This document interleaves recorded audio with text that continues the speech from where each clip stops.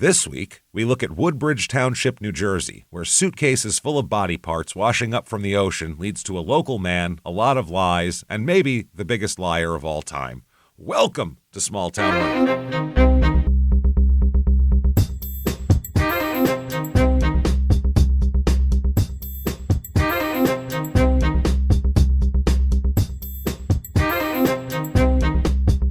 Hello, everybody, and welcome back to Small Town Murder. Yay! Oh, yay indeed, Jimmy. Yay indeed. My name is James Petrogallo. I'm here with my co-host. I'm Jimmie Wissman. Thank you, folks, so much for joining us today. We have a crazy story for you, as usual, here for Small Town Murder. This is our Christmas Spectacular.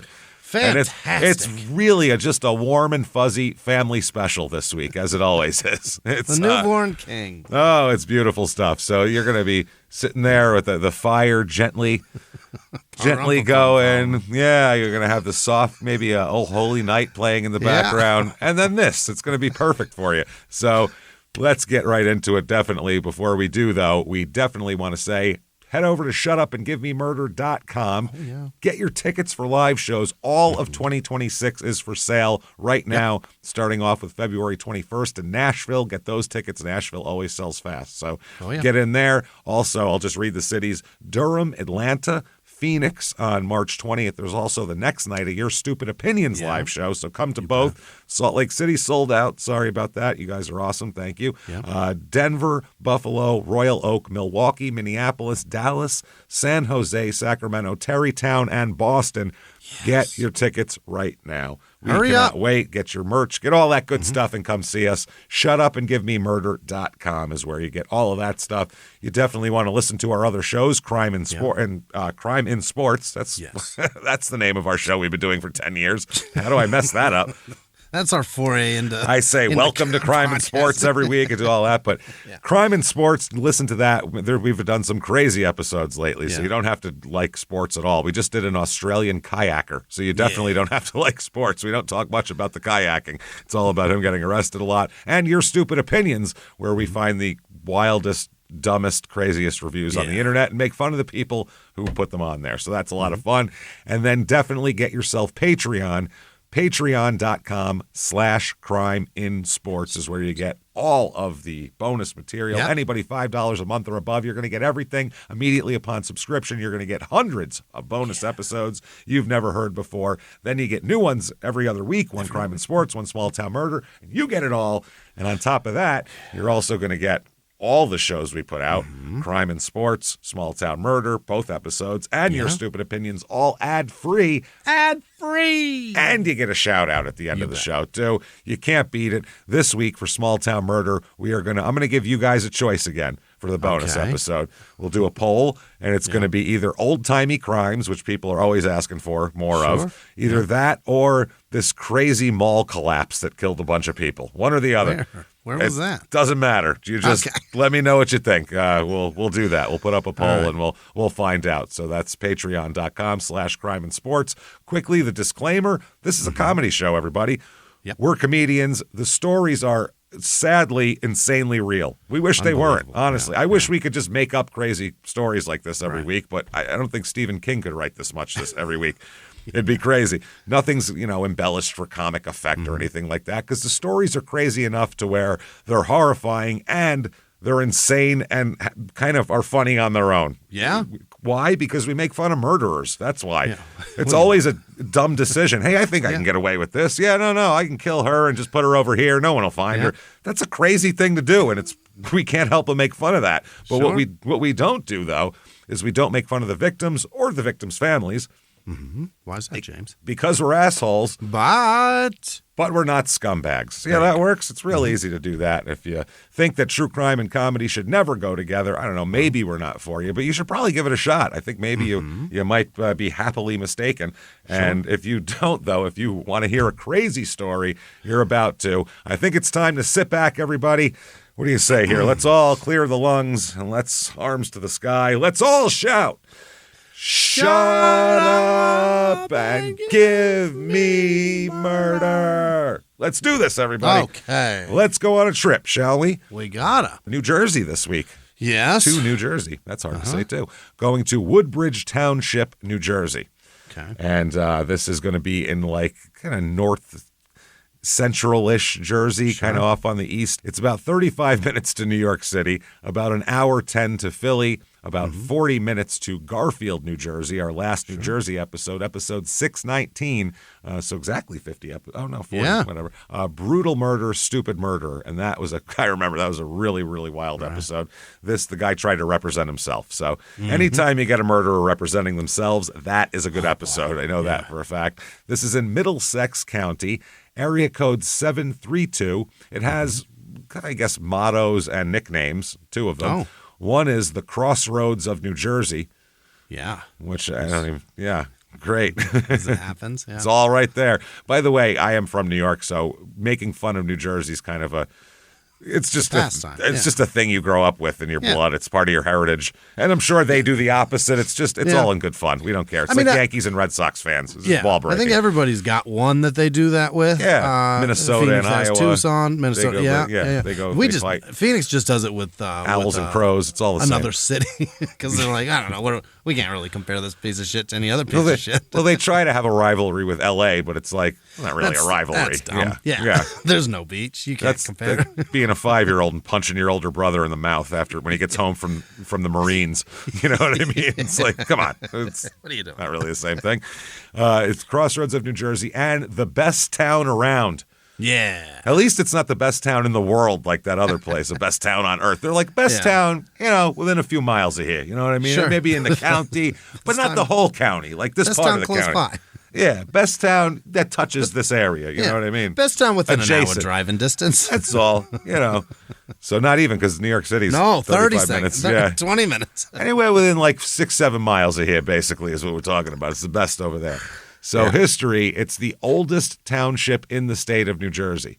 Oh. So that's pretty cool. It was settled in the early autumn of 1664 and was granted a charter by King Charles of England in 1669.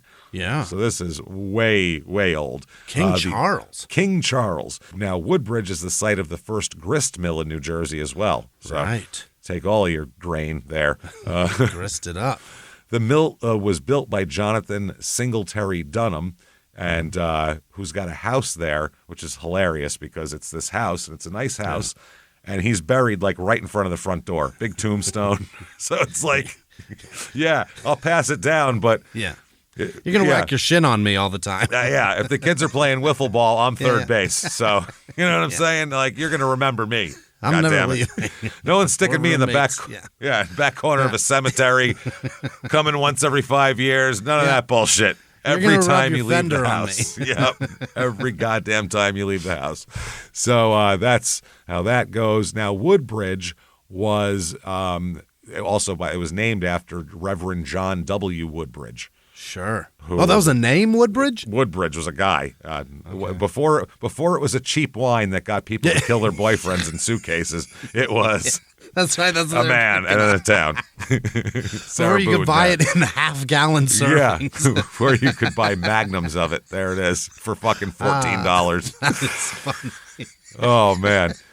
So now famous people in this town, we have Kelsey Grammer is from here. I don't know if this is where his brother was eaten by a shark or not off the waters. I'm not sure. I want to know. Former Governor Jim McGreevey, who was a governor of New Jersey and had a big sex scandal also. You may have heard of him from that. And then his life was over. A couple of Bon Jovi members, Richie Sambora and Tico Torres as well. No. Now, we've never been here, so let's find out with some reviews what other people think about this town because what do we know? So here's 5 stars. I have had a great time in Woodbridge Township, and there was never a time when I have felt unsafe here. Not once. Not once. Wow. Best town around. I met the greatest people here and the bestest friends. Okay. This person's 8. That's why they've never... They don't know what danger is. That's why. I wouldn't change it for the world. Mm-hmm. Yeah, that sounded like a Disney character wrote that in a letter to another Disney character. I found the town. I made the bestest friends. For the world. For the world, yeah. You could have the world or Woodbridge, New Jersey? I wouldn't change it for the world. Okay. 4 stars. Growing up in Woodbridge was great. They had almost anything a person would need to get by. Food, water, shelter. They had it all. The basics. The basics. We are close to most of the state.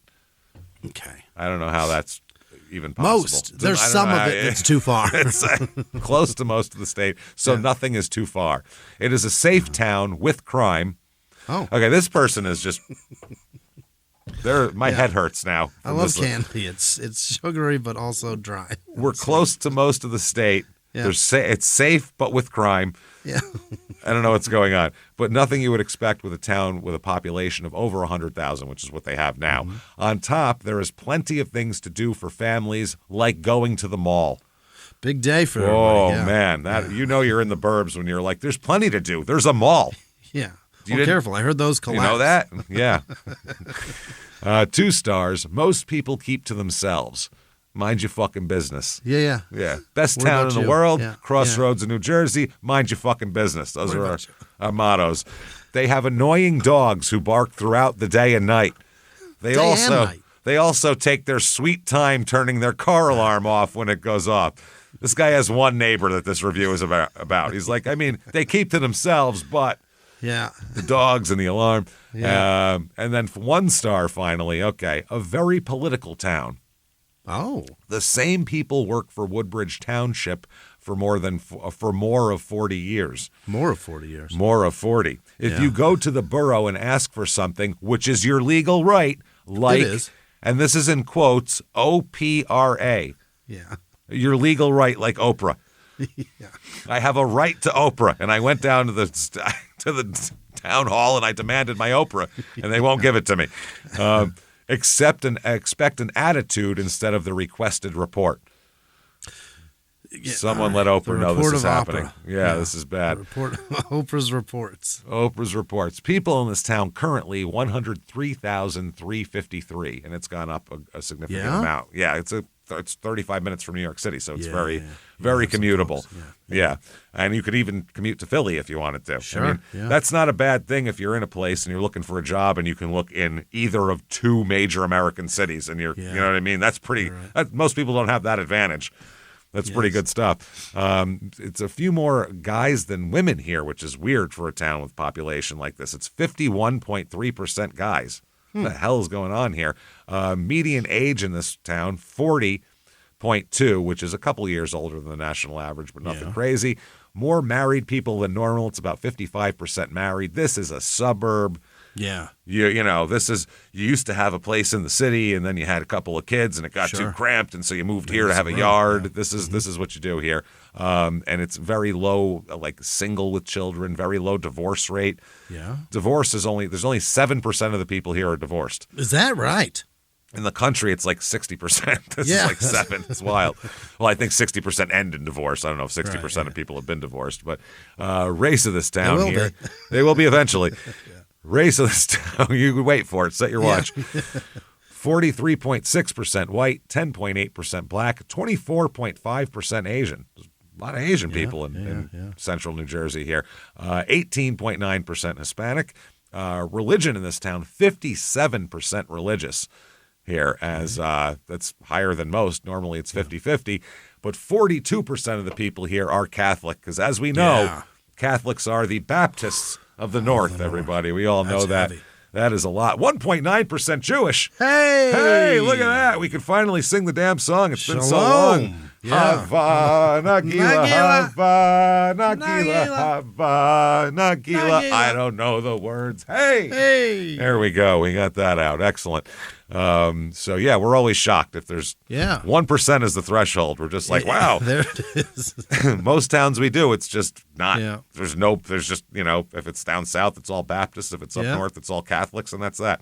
If it's out west, it's all Mormons. There you go. So we like that. So Woodbridge Township's unemployment rate's about average. Median household income here is above average. In the rest of the country, it's about $69,000. Here it is $98,086, which is damn good. Yeah. But that's because you can work in either place. Right. But the cost of living also is a little bit higher. Cost of living, 100 being average. Here it's 124.7. They know. So little high. Housing is about 109. Median home cost here, not bad, $431,500. Why does that sound so fucking high? It sounds high, but if you compare it to like if you work in Manhattan, compare it to what it costs to live there, they go, wow, that's cheap. That's nothing. Yeah, right. You know, so if we've convinced you, damn it, here we go. You need to be in Woodbridge Township, New Jersey. You think there is a central New Jersey, and you're going to find it. We have for you the Woodbridge Township, New Jersey Real Estate Report.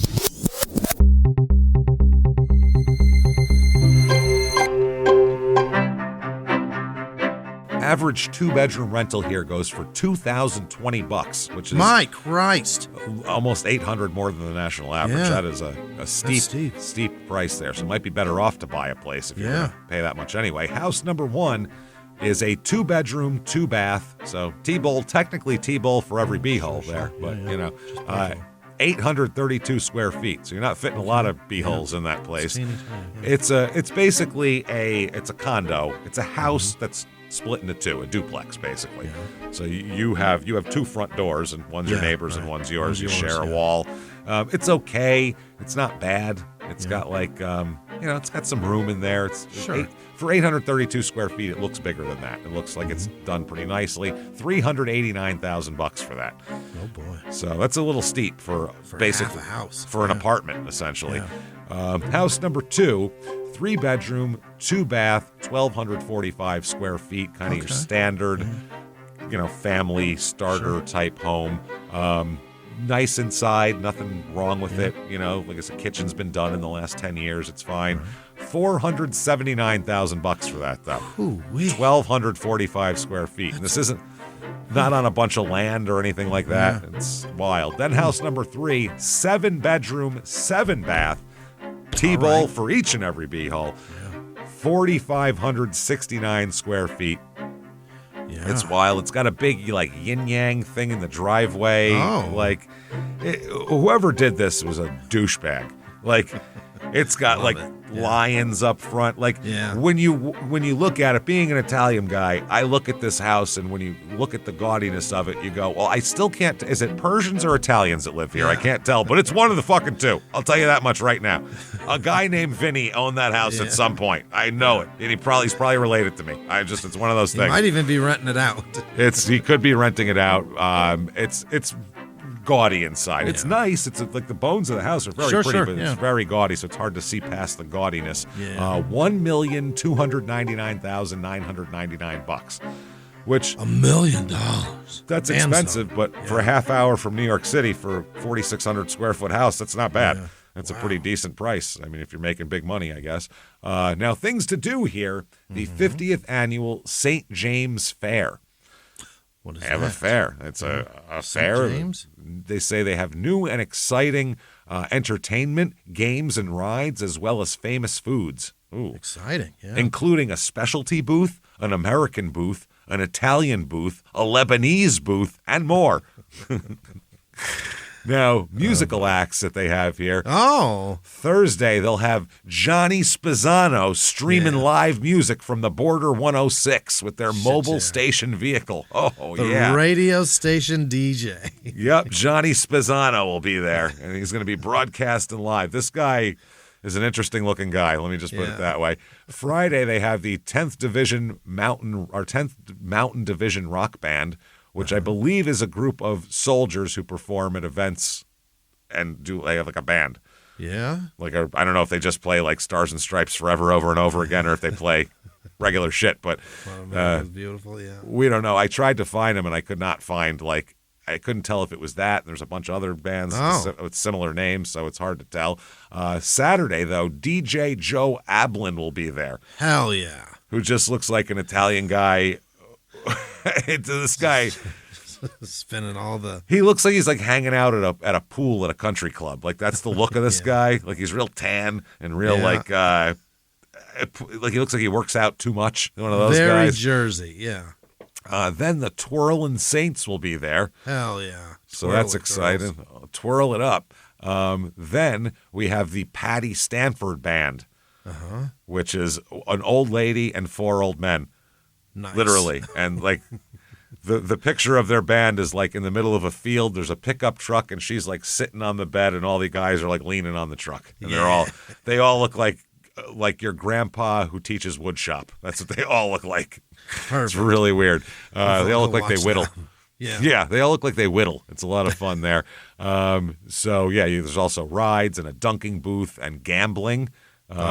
Gambling, wine, beer, and wine and beer tent. So in one tent, you get gambling, wine, and beer. That's the fun tent.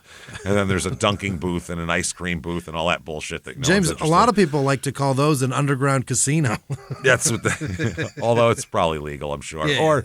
Someone's looking the other way. Who knows? Whatever. You know what I mean? Either way, we're just having a good time. Either way, listen, I didn't see nothing. That's all I'm saying. If we get a couple of chips there, crime rate in this town. What we're interested in here, property crime is about 1/4 beneath the national average. Okay. So under the average. And then violent crime, murder, rape, robbery, and of course assault, the Mount Rushmore of crime, is also about 1/4 under the average. So great.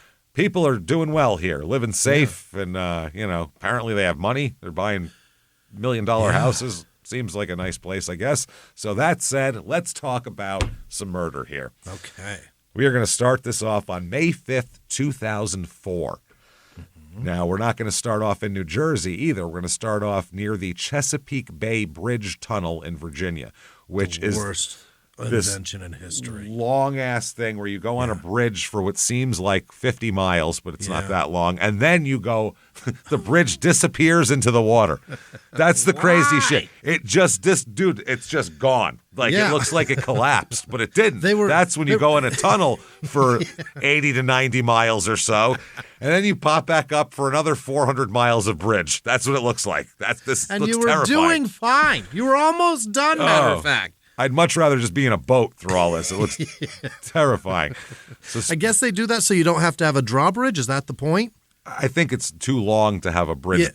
So they do that so you can have some sort of bridge across it. I don't think a drawbridge or any other bridge would hold. I don't think you could build I don't think you could do it that far. Ooh. I think the physics at some point says, okay, that's long enough probably. Eesh. I would imagine. So this day, there's a guy named Chris Henkel.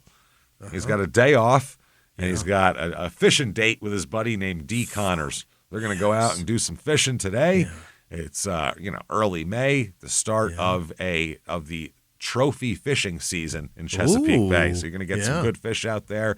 And Henkel said, we dropped anchor because they said when they were getting on the boat, the weather was real nice. And then as they started going out there, it started to get shitty, the weather. Yeah. Started to get a little choppy, some rain, some stuff like that. But they were still having a good time. Yeah. So they dropped anchor. He said fishing wasn't real good that day, but we caught a couple of little mud sharks, some little spot and flounder. The kids were having a blast.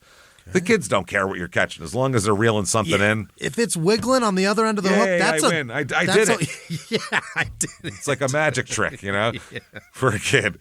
So by 10 a.m., the rain had stopped and it started warming up a little bit. Mm-hmm. So they said, okay, they turned back toward the 4 artificial islands where the fishing was good because a lot of times fish like to hang around structures and islands and things like that. Mm-hmm.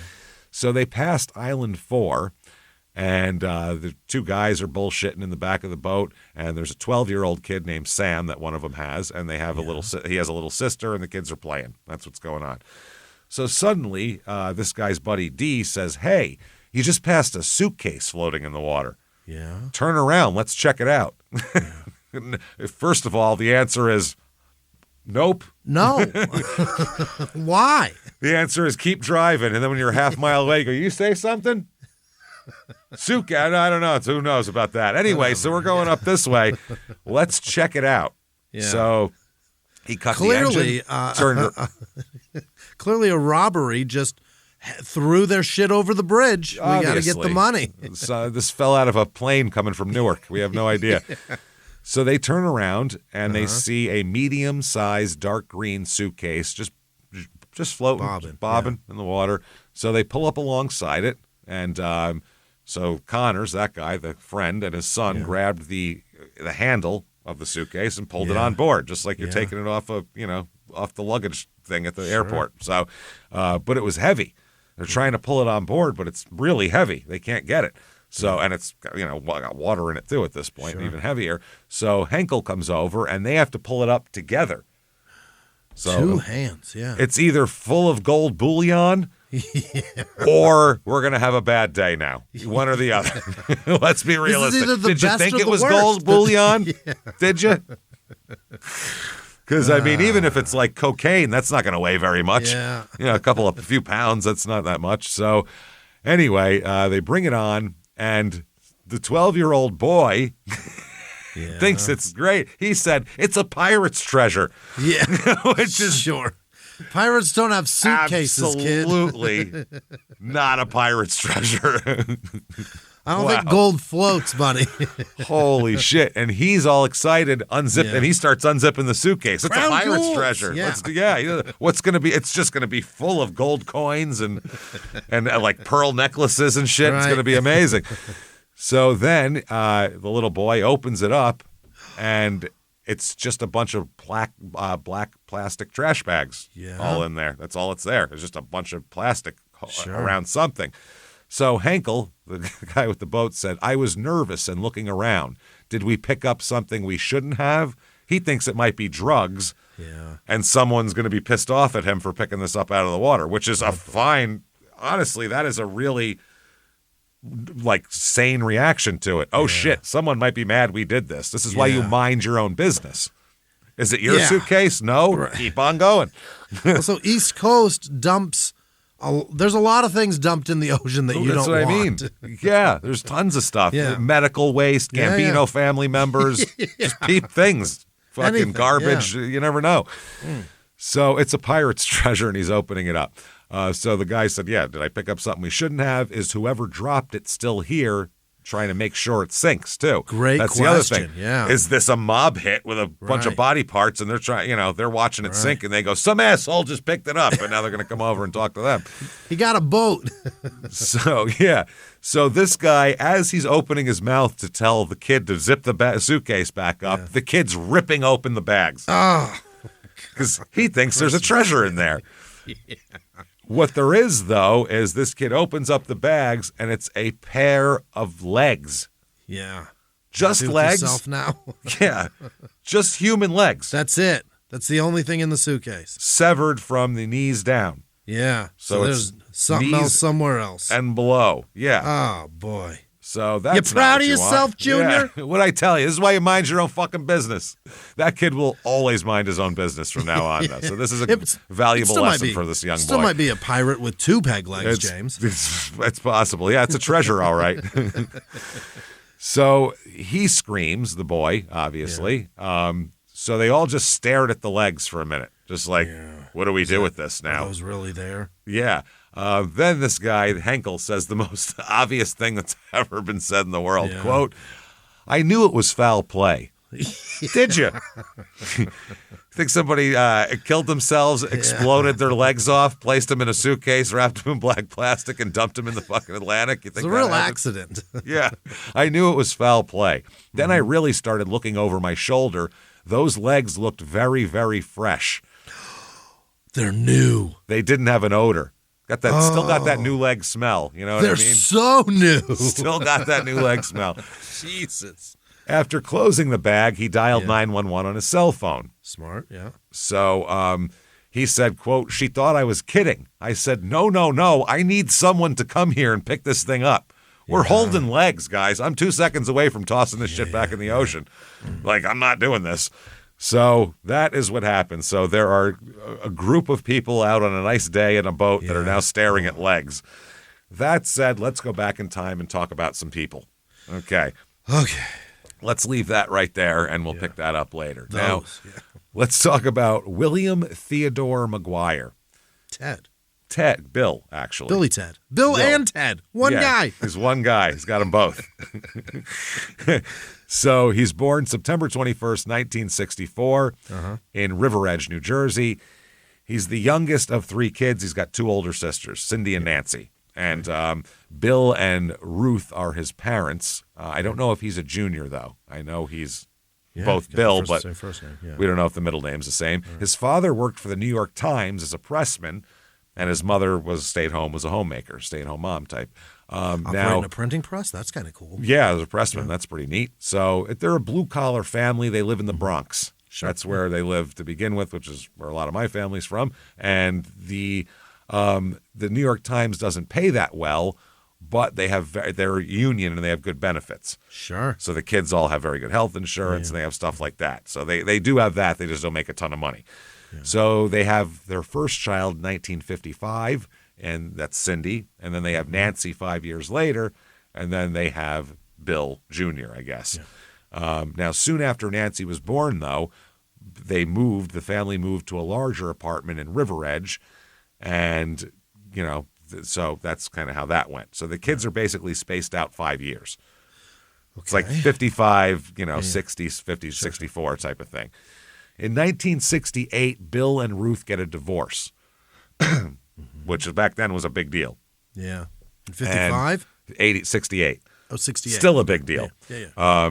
So the three children move out with Mom, with Ruth, and they move into a 2-story home in East Paterson, New Jersey. Okay. Now, the fucked up part, this family is a kind of just got a lot going on. Over the next few years, Bill Sr. and Ruth would marry and divorce several times. Each other? Each other. They're getting back together and breaking up over and over again. Over and over again. So that is a lot, man. That ain't easy to deal with. Imagine you're a kid, your parents break up, which we've all been there, but I mean, not all of us, but most of us, we've been there. But then your dream is, what it would be great if they got back together. They get back together and then get divorced again. And then they get back together and then they do it again. It's got to be like really trying for a kid, taxing. Ruth was forced to get a night job to support them. And basically, Cindy, the oldest daughter, began to be the caretaker from the kids from that moment on. Okay. From the time the first divorce happened, when Mom had to work at night. Yeah. By 1974, Ruth is very strict, by the way. Oh? Really strict. So this is a tumultuous family anyway. There's obviously chaos. People who get married and divorced like 4 times. Yeah. That's chaos. They like chaos. So that's not the only piece of chaos they have. There's chaos all through their fucking house, basically. And it sounds like Ruth is a hard woman, but Bill probably isn't a picnic. No. Bill is a kind of a little pain in the ass, but he's the youngest and he's a boy, so he's doted on by his 2 sisters. Oh, Bill Sr. Yeah. No, I'm sure. They're I'm both sure a mess. Two That's what I mean. of them together are so fucking toxic. Yeah. No, it takes 2 to chaos. That's the thing. Yeah, absolutely. One person can be chaotic, but then you break up with them and you move on. But to seek the chaos out over and over again, knowing what it is, they're both chaotic, period. Tango and chaos are the same beat. Same beat. That's exactly right. It's right where I was going. Yeah. So by 1974, Nancy, who's only about 14 at this point, doesn't want to live there anymore. Oh. She later accused her father of molesting her also. So there is a lot going on here. To the fact that both of these girls end up leaving home at a young age. Yeah.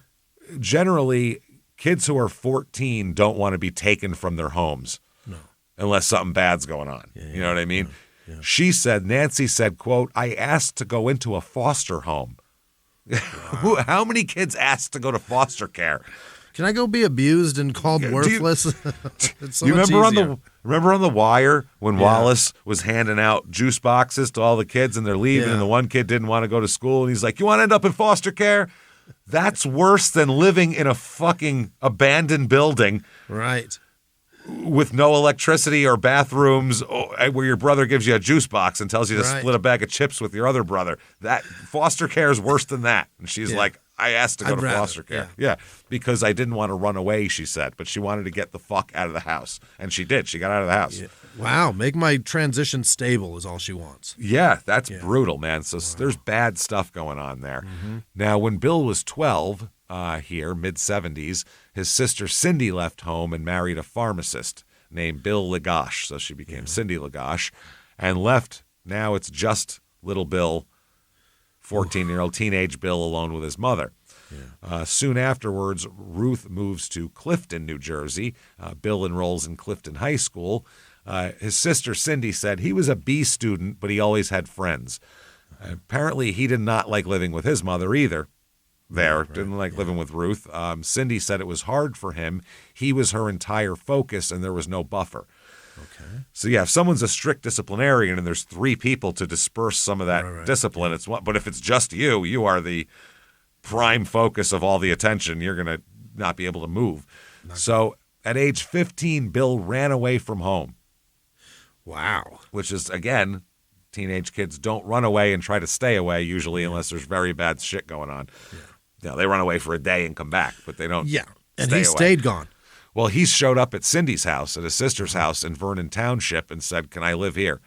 Yeah. I want to live with you guys. I got to get the fuck away from Mom." Now, Cindy said, more sympathetic I could not be. Yeah, but You know, no, she said, fine. That's how bad. Really? She said it sucks at home. I know it does. So Yeah, move in with us. So after consulting their mother, Billy, they make a deal where Billy's going to move in with his sister permanently. Okay. And so they make him a part of the family. Now, Cindy and her husband have a baby daughter that Bill would babysit. Yeah. So, he's helping out around the house. They tried to kind of be the parents that he never really had, basically. Okay. Loving and guiding and not chaotic, basically. Yeah. And he loved the stability. He said, "This is great. Yeah, it's absolutely. with dinners on the table every time, every night. I know what's going to happen.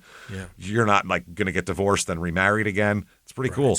Yeah. Cindy said, "I looked at Bill as a son." He said, I more or less performed the functions of his mother."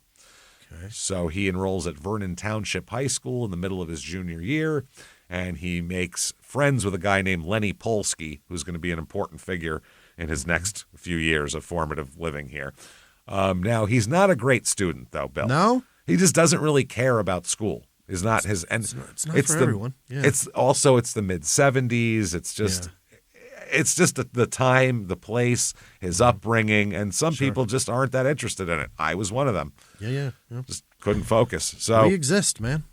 That's it. Tired of us always being so goddamn ignored. Ignored as we speak to hundreds of thousands of people over a fucking microphone. My plight is ignored. Oh, God. How do you know when your ego's out of control? When I complain that nobody hears me through a microphone to hundreds of thousands of people would be the answer to that. My struggle is valid. That's amazing. And it is, but people do hear us. Sure, Nobody cares. Nobody cares about anybody's strife. No. But In 1999, nobody gave up. Fuck. No, then nobody cared. Yeah, we had no microphone then. So Bill showed no interest in extracurriculars. He would cut class all the time. Lenny Polsky, his friend, said he had a rocky relationship with his mom. He was just a rebel. He was a hothead. Yeah. That's the other thing, too. When you come from a troubled household, you tend to have troubles. Sure, yeah. Sometimes. So that's kind of how it went. I mean, everybody had left the house young. Yeah. And so that's kind of how it is. Now, Len Polsky, his friend, eventually he ends up going to live with him for some reason. Just with a pal, huh? Which is, weird. Now, Len's sister, Marcy, who we'll talk about plenty, Marcy with an I, she said that Bill had a lot of issues. My mom invited him to live with us. Oh. So now Marcy said she feared Bill's father. She said Bill's father was a scary guy. Oh, okay, yeah. So when a 12-year-old girl is scared of a guy, it's a scary guy. It's a bad you know what I man, mean? Usually, yeah.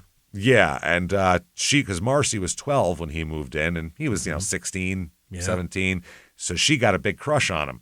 Oh, Marcy, she was like, I like him. As a 12-year-old would have a crush on a 17-year-old. He's got a car, you know what I mean? So he's it's doing like adult things, yeah. Yeah, because when you're that age, that's like an adult who's still a kid. Yeah, right. They have like adult stuff, but they're still a kid. Like they're still like in school and shit, so it seems normal. But Bill was dating a girl named Lisa, and obviously wasn't trying to date a 12-year-old at the time. Which is a good sign. Yeah. You should when you're 17, you shouldn't even notice a 12-year-old exists. He's not interested in that at all. You should not even be looking at a 12-year-old as even on this earth to play with, to talk to. Go away. You should say, do you have an older sister? Yeah. That should be the only time you talk to a 12-year-old. And you have a sister with like a tits that grew out. Yeah, with anything that is interesting to me? Yeah, So, appetite for booze, anything? Anything. Lenny said, my sister was mesmerized by him. He would sweet talk people that way. He's known as very charming, Bill, how he is. Now, 1982, he graduates from high school and joins the Navy, which it seems like for a kid like him would be like kind of a perfect fit. Yeah. He doesn't really have any direction he wants to go in. Yeah. He's kind of a tearaway. Yeah. He might need a little bit of discipline. This might really help him a lot. So he did his boot camp at the U.S. Naval Base in Coronado in San Diego and then transferred to Vallejo for basic training. He's 5'10", 180 pounds, good shape, good-looking guy, and he loved it. He loved the Navy. He thought it was great. Really? Yeah, he wants some adventure. The Navy will give you that anyway. You'll Certainly, go places, and you'll get tons of different STDs you didn't even know existed. It's all sorts of stuff to do in the Navy. Hey, right there by Tijuana. Forget it. I mean, forget it. He began general training in A School, which orients raw naval recruits. One morning, another recruit named John Rice, they met each other, and he came up to Bill. He found Bill, and Bill was cracking jokes for a bunch of guys. Like he was making jokes, everybody was laughing. And John Rice said, "I just wrote him off as some punk, a jerk. But I guess I was kind of envious of the attention he was getting." Yeah. Look at this guy everybody's laughing at. Look at this scumbag. Yeah, he's a guy who like heckles at a comedy club. I don't like that he's getting all this attention, even though I paid to give him the attention too. Yeah. I bought 2 drinks to give him attention. We all bought tickets and drinks for this. Yeah, but that, thinking of him as a jerk does not last long because after not too short of time, they're best friends, Bill and John. Right. And will remain best friends after the Navy. Oh, wow. Kind of for life here. So now John, this is amazing. The USS America, which is what they were on, got back to Norfolk in Virginia, and John Rice married his fiancée named Sue. Yeah. She'll come up later also. Now, they settle down in different quarters now. They get married quarters near the base, which are nicer quarters, basically. Yeah. And one night, just in passing, he's talking to Bill, John is, and John Rice mentioned how, man, you get so much more money now thanks to the marriage benefits. You get money, you get better housing, like everything's better if you're married. You know what I mean? It's so much better. He said, I told Bill my paycheck basically doubled by getting married. Yeah. So he said, quote, he was like, okay, and then he ran off. Okay. Yeah. Now, soon after that conversation, he called Marcy, Len's little sister, who was 12. Now she's not 12 anymore. Now she's 17. Now she's a big girl, yeah. Yeah. He called her back in New Jersey and proposed to her. Really? They weren't even going out. Let's just get married. This is like some weird 1800 shit where you're just like, you propose to someone you talked to for 5 minutes because you thought they seemed nice. Because that's what you had to do back then. Yeah, my dad would give us a farm. You had to propose to someone to get to know them. Otherwise, you weren't allowed to get to know them. You had to fucking be ready to marry them. So he called her back. She had just graduated from Vernon Township High School. And he said, hey, why don't you move to New Jersey and marry me and you can go to college down here. The Navy will even fucking pay for it. Sure. So she said, she's been in love with him since she was 12. Yeah. She said, absolutely. Oh. I'm in. And the funny thing is this for love? What is he just? What are we doing this for? Yeah. Exactly. And just John Rice, like I said, is his best friend, said Bill was always trying to figure out the angle. Oh. And that's one of the main reasons he got married. The angle. Yeah. The angle. Mm-hmm. So Marcy got to Norfolk, and they got married in a civil ceremony, and they got a 1-bedroom apartment in Chesapeake. Sure. A friend of theirs said it was a paper wedding. She was just young and foolish. Their relationship reminded me more of a brother and a sister than a husband and a wife. Oh. Because it's like an older brother. Yeah. Yep. That's the other thing, too. Like, if you're friends with somebody and they have younger siblings, you're, like, protective of them also. So they're kind of like little sisters to you, too. So especially if it's a close friend where you lived there and shit like that. So John and Sue Rice, they meet Marcy at a Navy picnic here. And Sue said, Bill introduced her to us as his wife. We were very, very shocked. They didn't even know he got married. He just showed up. Hey, look at this. Here's my wife. Here she is. They remember Marcy as young and insecure and totally dependent on Bill. Young and insecure. She's like a child. Yeah, she's like a child. She has no life experience. She graduated high school and got married. You know what I mean? So John Rice said she was like a deer in the headlights. Anytime she was around him, she was in awe. She's just in love with him because it's literally childhood infatuation. Yeah. It's weird. So Marcy, they're getting married. They do all of that. Now, just before Christmas, 1987, Bill called his sister, Cindy, out of the blue to wish her a happy holiday. And it was the first time they spoke in 6 years since she threw him out. Wow. She threw him out because he was disrupting the house. He moved in with the Polskis, and then that's what happened here. They haven't talked in 6 years.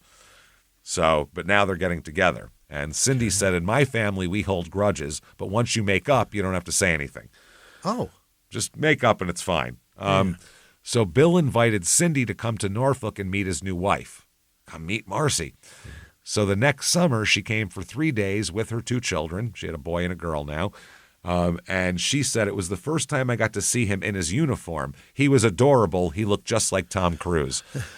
Adorable, even. Which, now the funny part, too, is the Tom Cruise reference is pretty funny. Yeah, because, telling of the time. Well, also in the book, this was, that time period. But in the book, they talk about how there's a book that I'll bring up later on. I'll give you the title. And if I give you the title, it gives the whole story away. It ruins everything. So, I'll give it to you at the end. So what ends up happening is he talks about how they would they do their Navy shit during the day, and then they go out and party, and then before sunset they'd go play beach volleyball together. And I'm like, he's just describing Top Gun. It's literally a whole paragraph of him describing how they are fucking Goose and Maverick, basically. Yeah. It's fucking pathetic.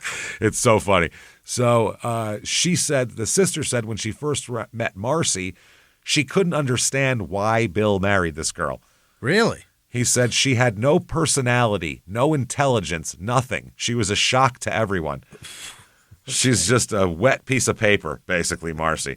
No intelligence. She's a young girl who's probably very intimidated by her older husband's older sister. Yeah. You know what I mean? Who's probably she's just probably intimidated. And at 18, a lot of people just don't have their voice yet. Yeah. They don't have their personality. They're meek. They haven't been out in the world and gotten kicked in the dick a bunch of times and gotten mad, So feels like you know a lot, but you don't. Oh, you don't know a goddamn thing. So now Bill gets in trouble a lot. Bill, he's a cut up, I would call him. Okay. Yeah. A little bit of a fuck up when it comes to shit. He doesn't like rules very much. Now Bill had the book put it thusly, he played fast and loose with the rules during his 6-year service with the Navy. That says a lot. One time he was arrested by the Norfolk police for a minor felony involving checks. Just a minor felony, Felony? A light felony. Light felony. Yeah. He was fingerprinted, allowed to go home without being charged. So they just said, we'll keep an eye on you. He liked sports cars. He had a Camaro, and then he got a Triumph TR7. Oh, one night he was out driving with his buddy Jim when he got pulled over by a state trooper for not wearing a seatbelt. Yeah. So he denied it, saying it would have been impossible to see whether he was wearing a belt or not. He said, you could not have seen whether I had a belt on or not. Yeah. You're full of shit, basically. Can't see it. No, in my car, the Corvette, the old Vet. Yeah. Lap belt. It has a harness thing, too, but it's super uncomfortable. There's no harness at all. It's just fucking lap belts, like airplanes. So they argue for a few minutes, and the trooper writes him a ticket for no seatbelt. Bill said, according to his friend, quote, "Is that it? Is that the best you can do?" He said, "You must be a rookie. A real cop would have written me a lot more tickets than that." Oh, don't do that. So the policeman said, okay, and started writing tickets for other shit. All right, well, that's there, and you got a tail light out, and your license plate. You missed the tail light. Yeah, you missed that my registration's no good. Why would you do that? Yeah, you messed everything up. This car isn't safe for the road. Give me a break. So on another occasion, according to his friend, Bill just decided, tonight we don't stop for red lights. Oh. Which is just very dangerous. Yeah. That's fun, but also a way to get killed. That is not good. So he ended up being chased down by a state trooper and ended up getting a reckless driving charge off of that. Oh, Jesus. And his friend said this was kind of silly, but that's the kind of guy Bill was. He was so larger than life. Is that what larger than life means? We're not stopping for red lights tonight. I'm taking What that is into that? account every time I hear that. They were larger than life. Oh, they didn't stop at red lights? We're living La Vida Loca over here. We're fucking not stopping for red lights tonight. I'm a sultan, for Christ's sake. So, 1990, he's discharged from the Navy, where he had worked as a computer specialist. Oh. In 1992, he and Marcy moved to Edison, New Jersey, where everything in this marriage fell apart. Oh, damn it. Now, this is a weird thing because this entire book never mentions this, and court never mentions this, and really nobody ever mentions this except for Marcy says this in an interview. Marcy hates Bill, by the way. Hates him. Hates his guts. After the divorce, obviously. She said he was very abusive physically and mentally, very violent. After 8 years, he wore me down. So he's not violent in any other relationship that we can find also. So it's an odd thing, but we never know. He might have been controlling over her and done that. I mean, that's what she said. We have no idea. Nobody was there, so we don't know. Maybe they had a volatile relationship. We don't know. We don't know. Maybe like I said, maybe he was controlling, and maybe how dare you? You're some little kid. How dare you say anything? And I don't know what the fuck it is. So either way, Nancy, Bill's sister, the middle sister, she insisted that he was not violent, though. Okay. Which, what the hell does she know? She's not married to him. No offense, but she said when we were growing up, he never even pinched me. That is that's how you can tell domestic abuse. Yeah. You ladies, you meet a guy, he proposes to you, talk to all the sisters, see if there's been pinching going on. If there's pinching, you run the other direction.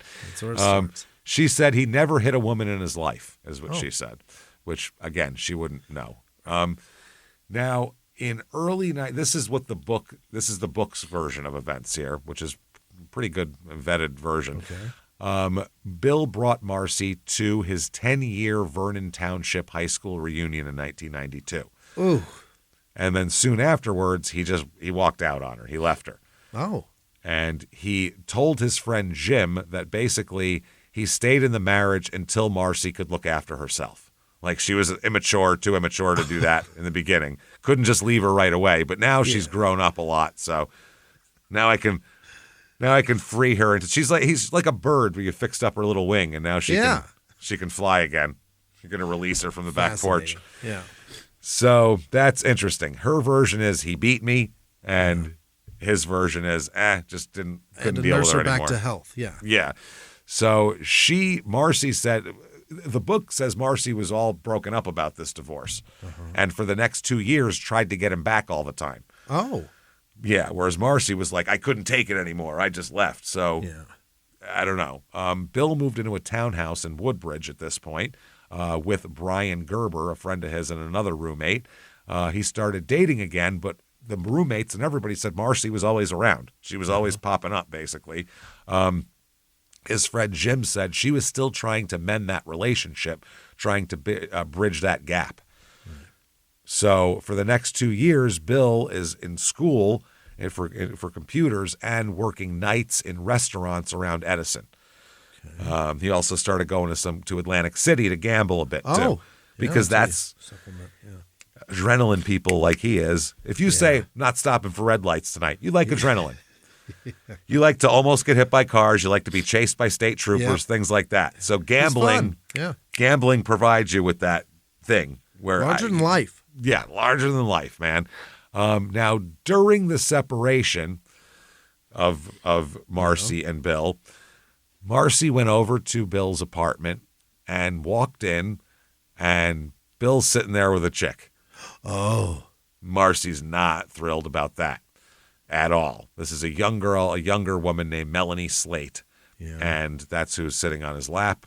And Marcy said she was young and naive like I once was. Okay.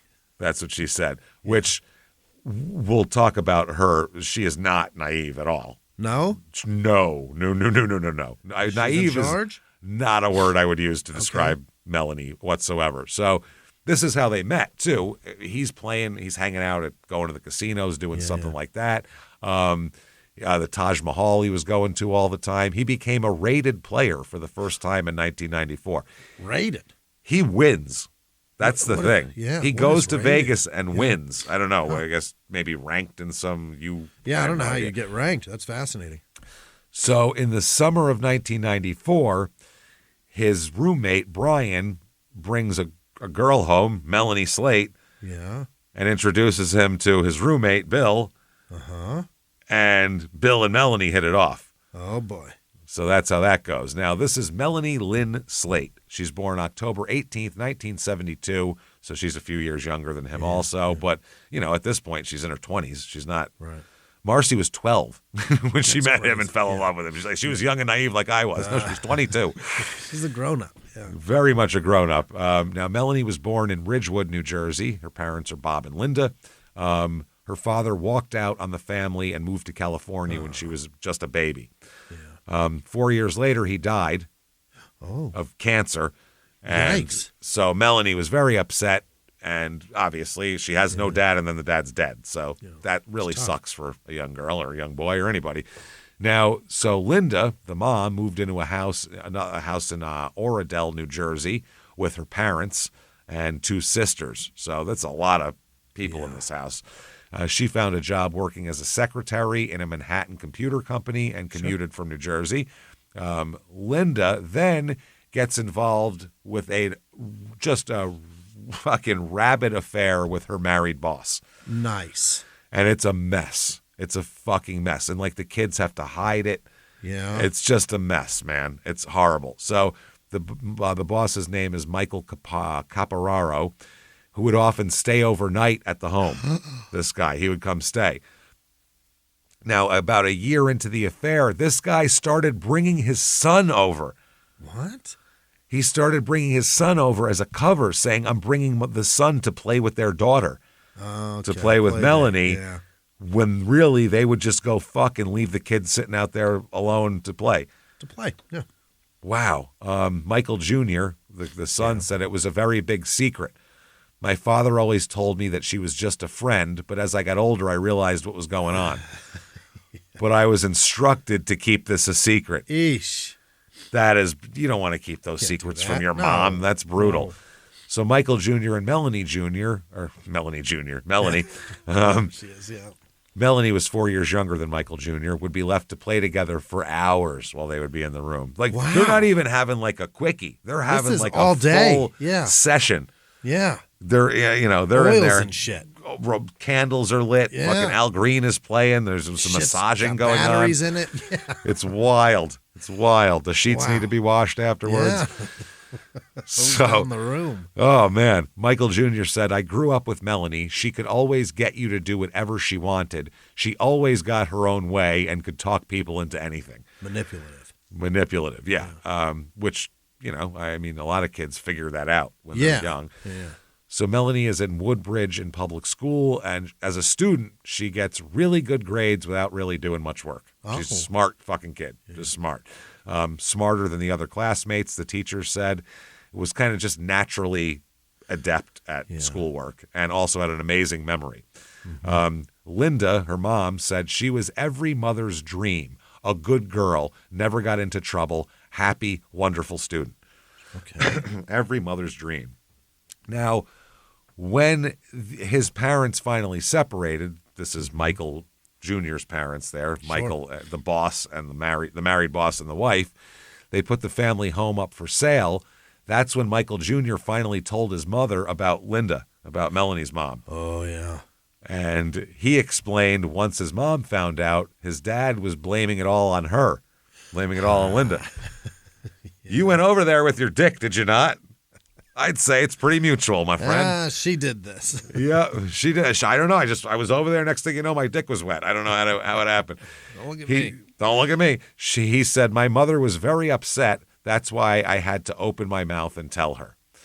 So the divorce came through.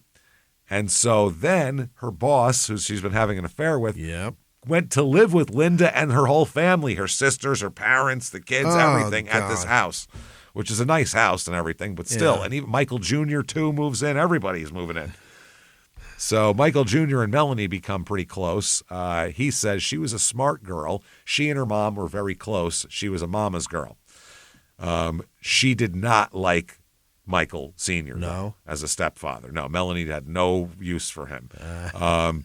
And he was a big-time disciplinarian, and Linda really wasn't. So when Melanie would mouth off, they'd have giant arguments, and it would blow up. Michael Jr. said, she got a little out of control. There were a few heated battles. My father was very, very strict, and they did not get along. Now, so Melanie enters Middletown High School South, and she's, again, great student, top of her class. One of her friends said everything came very easily to her.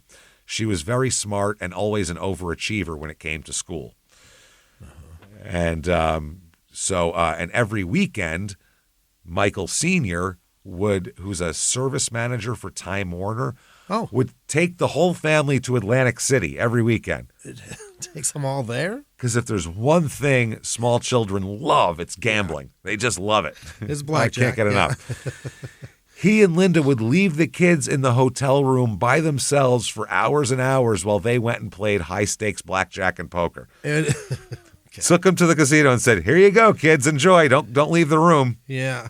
The room service menu's over there. Order what you want. So Melanie here, in 1985, Michael Sr. takes Linda and the kids on a vacation to Aruba. Oh. Which sounds very nice, with the family of a close friend of theirs. Now, during this, 13-year-old Melanie has her first sexual experience with an older boy. Oh? I don't know how much older he was. We do. We find out. He's 19, which 13 and 19 is called molesting. Sure is. That's called molesting. It's certainly grooming and statutory rape.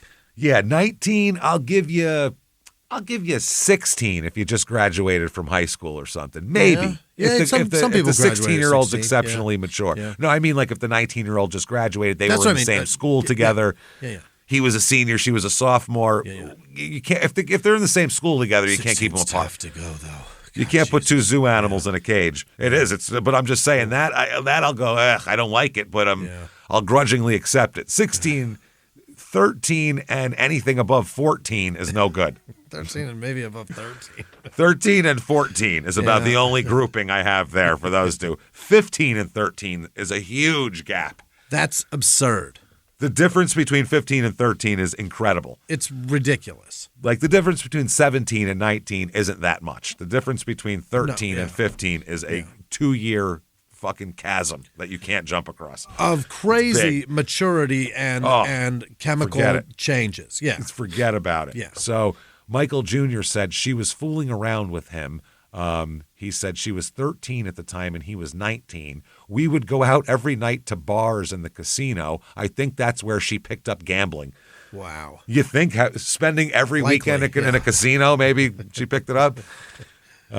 Melanie takes this after Aruba. She takes her newfound sexuality or whatever you want to call it, or I don't even know if it's sexuality or trauma, depending on the girl. You know what I mean? Yeah. And she takes that back to school with her and becomes, according to her stepbrother, Michael, quote, she was very promiscuous. Say loose. Yeah. That's what he said back then, I'm sure. Yeah. She was very promiscuous. She had a lot of boyfriends, and she also had affairs while she was with them. So she had boyfriends and cheated on them. They were kind of weak and fairly timid, and she got what she wanted from them: dinners, meals, any kind of gifts. Yeah. So she has figured out how to do this because how to get things, what her mother do. Yeah. I mean, one day Melanie boasted to Michael Jr. that she was, Jesus Christ, having sexual relationships with 2 of her married teachers in high school. Again, not affairs. They're molesting you is what that's called. Yeah. It's not an affair. You're being taken advantage of. Yeah. A grown married pervert is molesting you. That's just called. Because you get something out of it and you're fine with that doesn't make it. Well, you feel like an adult, but you're not, and the adult should know that. That's the difference. Yeah. You know, you're not the adult. It's not you. You think of yourself, oh yeah, this is fine. They're the adult who they should know better. You know, they're the ones that should go. What are you kidding? You're a child. And you probably think you're in charge, but you're not. No. So her stepfather found out about one of the affairs and threatened to go to the school principal if the teacher didn't stop seeing his daughter. Wow. Are you kidding me? That's it. I'll go to the principal? If you don't stop this teacher from raping my child. No, he went to the teacher and said that. Oh, wait. He told the teacher, I'll go to your boss and tell on you, rather than I will cut you into so many fucking pieces they will never find you again, which would be the this correct is the thing. police. Nope. Wow. Police not even thought of. I'll go get you fired. Fuck? I'll get you fired. And the guy, If you touch my child again, I'll have you fired. I'll get you fired from your job. Sure, I'll follow right up with that. I'll complain to the manager if you don't stop fucking my teenage daughter. Wow. That's insane. Stop molesting my kid. Michael Jr. said she was kind of proud of it because I made a joke about it saying, so that's how you're getting good grades. And she just smiled. Oh, Jesus. Which is exactly what you would do if you were a brother and a sister. You must be blowing your history teacher getting fucking A's. That's how siblings are. So I'm actually, they're getting along like real siblings. That's good. But she gets great grades at school and always, sets, she does everything she needs to in school. She does extra credit. She does anything she can. And in addition to doing all this schoolwork, having affairs with multiple teachers, she also works part-time as a checkout girl at the Chapel Hill A&P supermarket, as well as at a TCBY store in Red Bank. So she's busy. She's busy. Boy, my God, she doesn't have any spare time. Absolutely. She also had a lot of enemies in school, Melanie does. According to Michael, she had a few. They said that she gossiped a lot and it pissed people off. She's a big gossip. Yeah. Her brother said she would use her wit as a weapon against people and then they would hate her for it, basically. He said she didn't get along with girls that much. No? If she didn't like you, she could be very cold. Okay. Even if she did like you, she would still talk about you behind your back. She'd be your best friend one day, then she'd be out with somebody else talking behind your back. What do they call it? A bitch. That's bitch. Right. Yeah, a bitch, backstabby ass bitch. Technical word, I think, is a bitch that normally women throw upon each other in that situation. She also had a big-time temper. And he said if it was the least bit of a perceived slight, she was on somebody. Really? Yeah. Michael Jr. said if you made her mad, you could see the rage in her. There were a couple fist fights. I've seen her hit people. Oh. Yeah. She's not a big chick either. No? She'll throw hands. But academically thriving and everything else too. She's active in the school, in the theater. She does the drama program. She had lead roles in several productions, including Brighton Beach Memoirs, the Neil Simon play that they did, which seems ambitious for high school kids. Neil Simon shit's very dialogue heavy. Like to ask. Yeah. Like Biloxi Blues is Neil Simon. Remember with Matthew Broderick? Yeah. It's all dialogue. It's very heavy dialogue. It's like Woody Allen kind of. So like that would be interesting. Okay. Her entry in the school's 89 junior yearbook lists her as a member of the National Honor Society, treasurer of the Spanish Club, and also in school chorus as well. Yeah. Her high school friends remember her fondly, the ones that she acted with. One said she was a good person, a good student. She was very bright. But he also said, or the stepbrother said, she was a partier, though. And he would sometimes accompany her she liked going to metal concerts. Oh. She liked going to metal concerts and clubbing in Manhattan. She's fun, huh? While in high school. Yeah. So he said he was older. He 4 years older? So he would go with her to these. They would say to protect her, basically, make sure nobody knocked her out. He said she had lots of boyfriends. And whenever the stepdad would try to rein her in, she'd become even more rebellious. Michael Jr. said she'd walk out and slam the door. She'd talk back. She wasn't taking it. Mouthy, yeah. Not having it. In 1990, she's a Jersey girl who's not even taking your shit. In 1990, Melanie graduated in the top 5% of her class, and she enrolled in Rutgers University for a double major in both math and psychology, which are two completely different sides of your brain. So that is a rare double major, I would think, math and psychology. She's a smart girl, huh?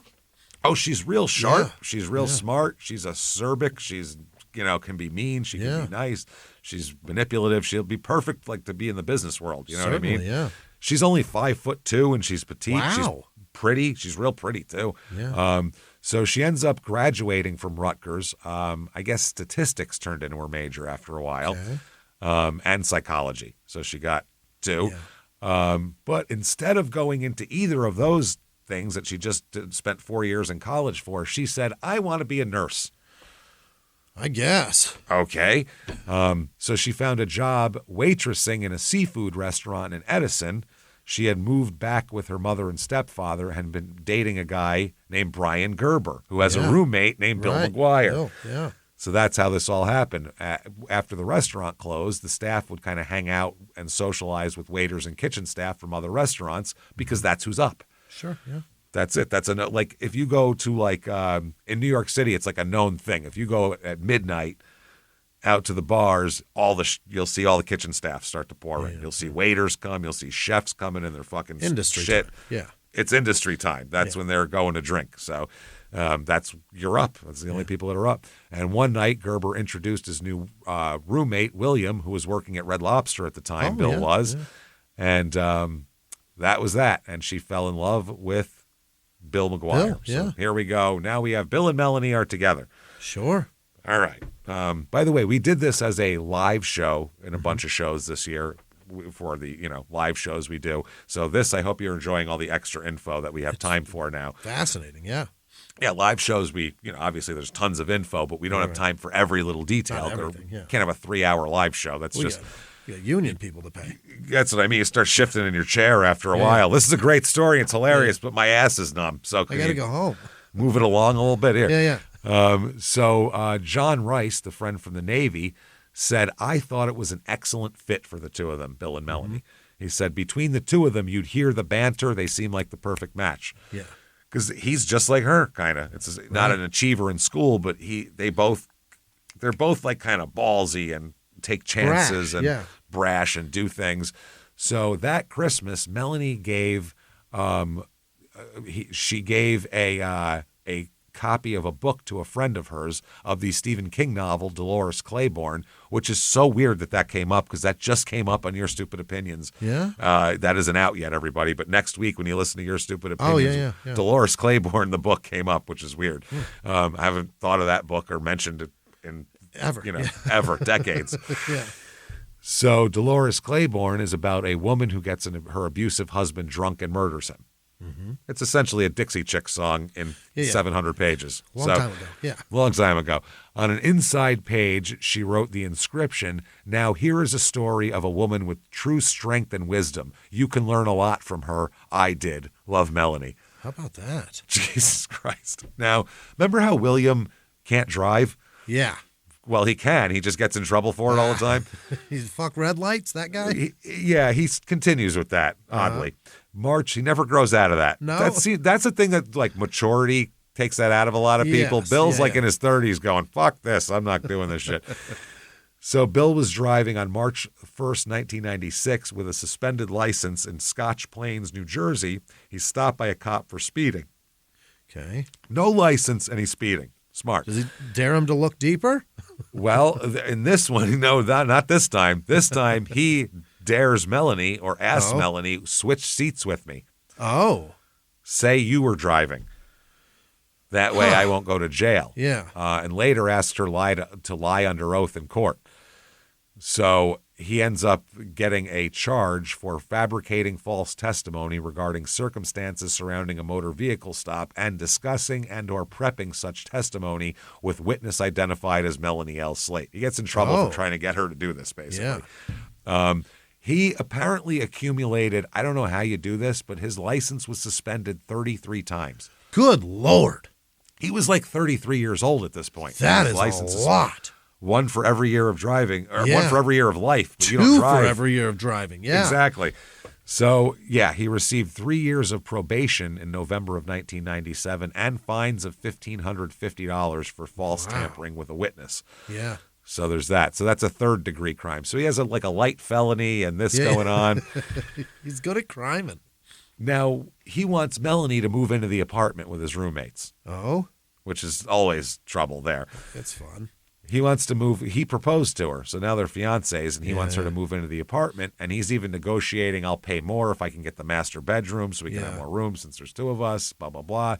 So that October, Melanie moves in with Bill and the other roommates and sharing a kitchen, a living room, and a basement with his male friend and another roommate, not the ex-boyfriend of hers. Wow. He moved out. This is a different roommate. Yeah. The other roommate, the guy, said, Bill and I hit it off because we're both wise asses. We joke around with each other like that, and I could see how some people could think he was a little abrasive, but he really wasn't. He's a ball breaker. He's a New Jersey guy. That's all. Yeah. I grew up with a million of these guys. I know that guy. I can pick that guy out from a million miles away. Yeah. I know exactly what part of HVAC he's going to go into. I know that guy. You know what I mean? So anyway, soon after moving into the apartment, Melanie pissed off her roommates by saying, this place is ugly. I want to redecorate. Okay. Your furniture sucks is what she said, literally. The roommate said she was snobby. Bill seemed a lot more down to earth, but she was a lot more upper crust and put on airs. When she came in, she wanted to change everything. This is ugly. This needs fixing. She wanted to put her stamp on the apartment, even though she was sharing it with other folks. Yeah, this place sucks. Yeah, I think she's trying to get them to go, probably too. Probably, yeah. I want Start to dominate squeezing the them space. out by living in this live, laugh, love palace. Absolutely. So before they got married, Melanie gave Bill a photo of herself with the following inscription on the back. Bill, as we prepare to start our lives together, I just want you to know how much I love you, and I couldn't have done it without you. Thank you for your undying love and support. Mel. Mel, yeah. Mel. Great guy. So here's some pre-wedding bliss here. Oh? June 3rd, 1999, 3 days before they got married, because you know she had to have a June wedding. Yeah. But not late June when it's hot. Early June. Early June. Yeah, when it's warm nice, and it's fun. bright, Yeah. and I could still say it's a June wedding, but it's not hot. Okay. Apparently, there's a loophole in the U.S. bankruptcy laws that has been changed since then. But somehow, if you declared a bankruptcy, but then you got married, your bankruptcy would go away because now you were in with another person. There was a certain loophole that Bill found. Okay. So he claimed bankruptcy. Fascinating. So because he found a loophole. Right before the marriage. Yeah, and a few months later, Melanie also filed for bankruptcy. Uh-huh. Now, John Rice said he was embarrassed. He talked to me about it. He was always looking to either make money or get out of paying for something. Yeah. One of the two. Debt. Yeah. Yep. So Bill also discussed with his former roommate that it was a good financial move to do bankruptcy.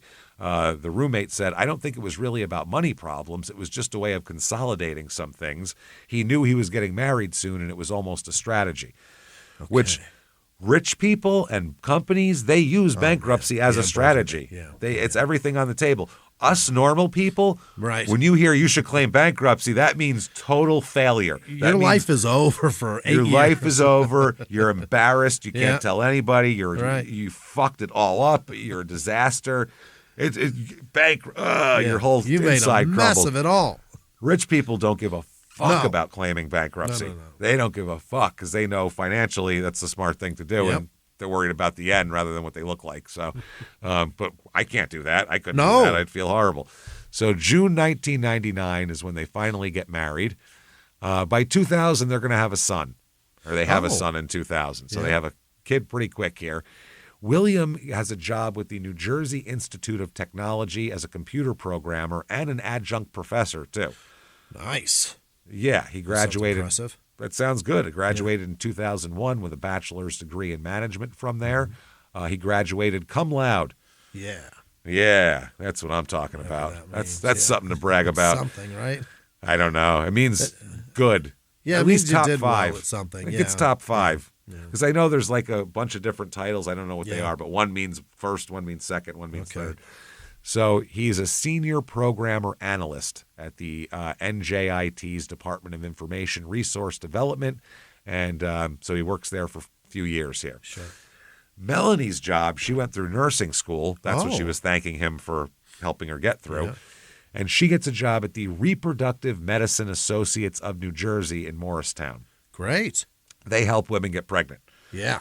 They do in vitro and fertilizations and that kind of thing here. Expensive shit. That shit's mad expensive. It's so much money. And It's people have so to do expensive. it several times, too. Oh, man, that's brutal. It compounds, for Christ's sake. Oh, yeah, you'll end up spending tens of thousands of dollars to Yep. get that kid, and then the kid costs more money. It's crazy. You bet. Yeah. It's better than the people who spend, I mean, that I understand. If you want a kid, that's the way you get it done. Sure. The people who spend, you know how much it is? People clone their dogs. Do you know that? Yeah. And it costs like $50,000 to clone a dog. And it's not even the same personality dog. No, it's not even it's same the dog. same physical dog. Yeah. It's the same vessel, Looks but a the same. completely Yeah. different dog. Right. So you just got a dog that looks like your old dog. That's for so easy $50,000. to do. You can go around, you go around and have get to tons do of dogs that. that look Yeah. like your old dog. Yeah. They all look the same. They're fucking dogs. They're set up the same. So Crazy. So easy. So, yeah, that's a waste of money. So she ends up being a respected nurse. The patients love her. One patient who served as a surrogate mother for friends of hers said she was one of Melanie McGuire's now, that's her new name, one of her patients from October 2003 on. She said after a failed embryo transfer, she said that Melanie was very kind, very loving, and she said it wasn't my fault. Okay. Yeah, no, you're the one who transferred it. It's not like I held it myself and stuck it in me. You guys did it. It's your fault. So parents at the clinic said that she had very cool professionalism, but also was sassy and salty. Oh. Which fits her personality. One woman said, she was talking to me about how they give older women ultrasounds to see if they are potentially fertile. And she said, with a lot of people, you can tell right away because their ovaries are like little raisins. That means that's good, or is that bad? Bad. Little shriveled up red. Yeah, I don't think it'd be great to grow in a environment of the inside of a raisin. I just thought that was great.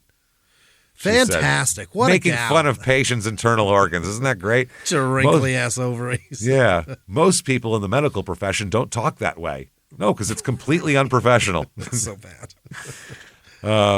One time she was doing, I guess, an interview about this with somebody, about this thing, and she said, this is Melanie, it's an emotional process. A good deal of the work means exercising delicacy and compassion. On one hand, you have to be supportive, but on the other hand, you need to be frank and honest without upsetting these people. Okay, yeah.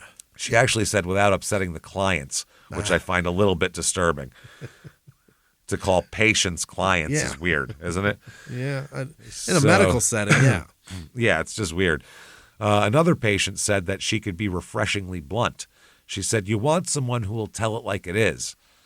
That's what you want. She said that, she was skeptical, this woman, about her chances for success in the early stages of the process, but it was Melanie who said to her, quote, remember, the uglier the embryos, the more beautiful the babies. I've always heard that. It's an old idiom, I think. I think my grandfather used to tell me that all the time. He'd go, listen, he'd go, remember, the uglier the embryos, the more beautiful the babies. That's what my grandfather would say, and then he'd eat pizza. That's how he did it. It's great. 2002, they have another son.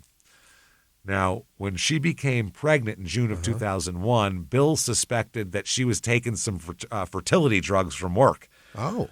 He's like, hold on a minute. We're not even trying to have a baby. You've been taking drugs, haven't you? Oh. Which, if you left it in her, that's how it happens. That's how it drugs happens It generally. doesn't matter. I mean, maybe she did, but also maybe not. But this caused a lot of friction. He was mad at her, he said, for not taking his wishes into consideration. Well, put something on your dick then, buddy. That's the way it works, yeah. Her friend said he was not that thrilled that she was pregnant again. I'd say everything seemed to be okay until her second child. I don't think it was the money, but he was fine with the child he had. It's like, we have a kid. We're happy with this kid. We got to have another kid now. But he realized that he's going to be a father for the second time, so he's looking for more ways to increase income. Yeah. He goes to the NJIT, the school he works at and went to. He goes to their health clinic in Elizabeth, New Jersey, when he realized the need for a computer program that could cut out the time-consuming nature of the paperwork. Sure. So he asked a senior programmer in his office to help him develop a software program for it. Mm-hmm. And he said, let's form a company and develop a program. So she said that's where the idea of Javista software came into the picture. Yeah. So they founded this consulting company in mid-2001, and they set up a joint bank account with $12,000 in it to make this thing. So Bill's he's ambitious. A few months later, Bill takes a second job working nights as a senior programmer for the Essex County Health Department as well, which he made almost as much money as he did at the school at this job. Yeah, so he's doubled up his money, yeah. basically. Yeah. So after signing off at 4 o'clock from work, he would go to South Orange until 11 p.m. Then he'd go home for a few hours sleep and get up early again so he could get to work by 7:30 a.m. That's brutal. Off work at 11 o'clock, at work again by 7 o'clock. Nightmare. 7:30 is brutal. So Bill and Melanie never really saw each other at that point, and they kind of drift apart. Now their babies spend most of the time in daycare or being taken care of by the grandparents because she works all day, he's working all day and all night, and they live in this apartment in Woodbridge. Still, they still live in this apartment. Cash. They're stacking cash. It's the Woodbridge Center Plaza Apartments. So now Bill's sister said that Bill was a caring father and took the lead of the couples of the child care. Which, while he's working 2 jobs, I don't know how he would do that. But when he wasn't, I guess he was. The sister, Nancy, said he was more of a mother than Melanie was. Very nice. Okay. So Melanie, again, talking to patients, at one point she talks about how she believed one of her sons might have been autistic with a patient, and at one point she was anxious about a carbon monoxide leak that was the carbon monoxide detector went off at the house. But this patient said talking to her, you would never know something was going on with her, except that she had complained that her husband was an idiot or other choice words. Like every woman does. Just a bad day at home kind of stuff. My husband's an idiot. Oh, mine too. They're all idiots. Absolute moron. My husband is an idiot is the female version of my wife's a pain in the ass. Yeah, right. Every husband's an idiot and every wife's a pain in the ass. That's right. That's the basis of every sitcom that's ever existed. 100%. She's a nag and he's a dork. That's it. He doesn't know shit. He doesn't know shit. She knows everything, and she loves to tell me so. Yes, loves to rub my fucking nose in it like a golden retriever in a pile of shit. So, according to the brother, or the sister, Nancy, he had a goal, Bill did, of buying a home by the time he was 40. Okay, now they were looking for a home. According to Nancy, the sister, Melanie looked up neighborhoods and thought her children would be living among foreigners when they found a house they liked. It was like, don't want that. She's like, they will not live there. So finally, they find their dream home. It's $500,000. Oh, yeah. And there's a whole thing about it costs $515,000, but it's only appraised for $500,000. So Bill said he feels obligated to pay the difference because he's already signed on, and his sister's telling him just to drop the deal and doesn't want all to be this type of down. shit. Yeah, they end up meeting in the middle at $507,500. Yeah, basically is how that worked. That Thanksgiving, Bill, Melanie, and her stepfather Michael attended an open house for a $500,000 property in the Asbury section of Franklin Township in Warren County. So while Melanie and her stepdad remained downstairs, the owner gave Bill a guided tour of the 4-bedroom house. It's got vaulted ceilings. It's on 2 acres. And it's $500,000. Awesome. In 2004. That's a good one. Which is a lot of house very in nice 2004. house, Yeah, that is so much more money in 2004. The median home price in this country was like $160,000 in 2004. So that's a lot of money. So April 28th, 2004, here, by that time, he's earning about $65,000 a year. Yeah. She's making good money too. So it's gonna stretch them. Yeah. It's a big mortgage, but they want to make it work. If you're committed, you can make it happen. You can, yeah. I mean, if he's willing to work extra jobs, if he has to and everything, then why not? So they're going to close on this house on April 28th is closing day. Bill has taken the next 2 weeks off from his job at the New Jersey Institute of Technology so he can get set up in the home, which is smart. Yeah. The worst thing is moving into a place and then having to go right back to work when you're living among boxes. When you're at work, you're thinking about home. You can't do it. It's a mess. So when you're at home, you're like, I just want out of here. I just want this all put together. I want to go back to work. This place sucks. At least at work, my desk is put together. Yeah. This blows. So that night, he returns to the Woodbridge apartment. I guess he and Melanie. Yeah. Bill calls the gas company at 5:37 p.m. This is to transfer the account to the new house. Sure. Now, they're not going to stay there yet. They're going to move in over the weekend. Right. but he's doing all this tonight. At 5:44 and 5:59, he called two friends of his to tell them excitedly that he closed on the house. Yeah, I got How it. cool is this? My I did house. it. Yeah. I did it. So later that evening, though, the seller of the house called Bill, and they'd been going back and forth communicating a lot, and Bill didn't answer. And Bill, if he didn't answer, if he was at work or something, would always get right back to the guy. Yeah. This time, though, he never got back to him. Bill never returned the call. So this guy was like, what the fuck is going on? Yeah. Where's Bill? Basically, after 6:10 p.m. that night, nobody outside the house talked to Bill. Oh, really? That night, no, which was unusual because he's normally very active on his phones. He's got multiple phones for different jobs. This one for work. He's got a BlackBerry that he uses for everything. 2004, so it's weird that he would be radio silent here. Now, the next day, Melanie says he left. He left me? He left all of us? He left last night, took off. And not only that, there was a big fight that caused this. Oh, and a fight. Melanie says her husband began arguing with her. This is about 2:30 in the morning. Yep. And he slapped her and then stuffed a dryer cloth in her mouth. Yeah. So stuffed some bounce in her mouth there. Yeah, I'm out of here. Bounce. Snuggle this bitch. Bounce out, bitch. Yeah, this is... So slaps her and stuffs a dryer cloth in her mouth. That's her claim. And then fled in a rage after she locked herself in the bathroom. Okay, she couldn't take it. 2:30 in the morning. Yeah, she ran away, so he left. Which is an odd day to fight. The day you close on a new house. Certainly, yeah, that should be a happy happy to have a blowout. yeah. But we don't know. We're not there. So that's her story. Now he's gone. Don't know where he went, and she doesn't care. She's ready to break up. She says she's ready to be done with this him. anyway. Yeah. So April 30th, 2004, 2 days later after the closing, Williams' 2002 blue Nissan Maxima is parked outside the Flamingo Hotel in Atlantic City. Okay. Now, surveillance cameras later will capture an image of someone getting out of the car and walking toward the boardwalk. Looks like a woman getting out of the car. Looks like her hair's up, and she looks like there's some boobs there. So looks like a woman. It's a grainy surveillance footage from 2004, but you can tell the outline of a woman, basically. Yeah. So now they couldn't tell who it was, and they find out later that Bill never checked into any hotels down there. Okay. But his car's down there 2 days after he disappeared. Then, that's April 30th. Then May 5th comes along. That is when that suitcase that drifted out. Yeah. When boaters find a suitcase. Okay? They call. Remember, we left off. They had called 911. Now back to the boat.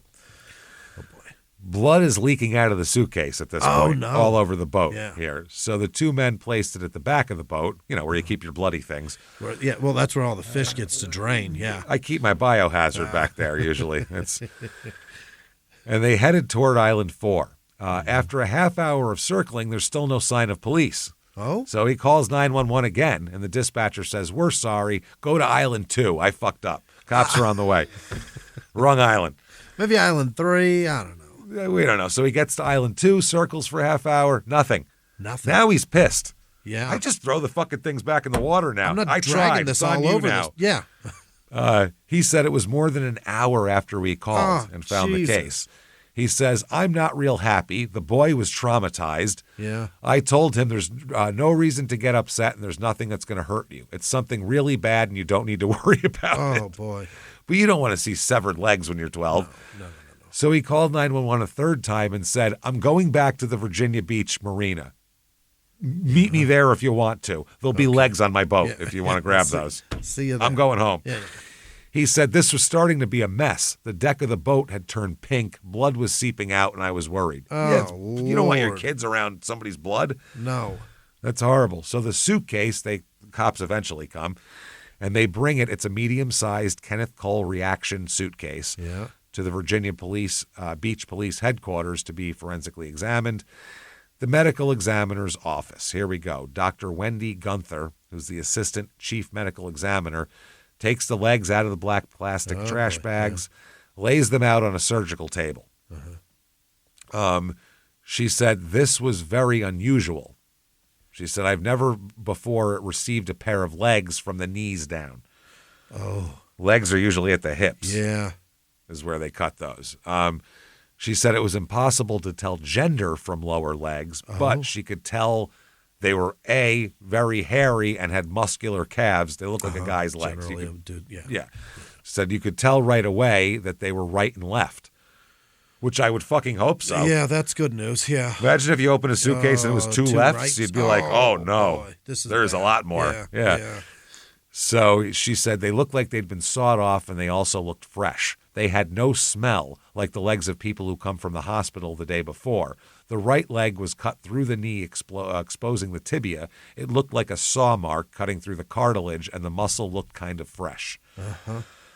She also noted there was no blood where the knees had been severed, although some had started to cut and suddenly stopped, started to come out. There was little else. She said she could just take the blood and hairs and for DNA for later. Otherwise, they're legs. There's no toe prints to match up with anybody.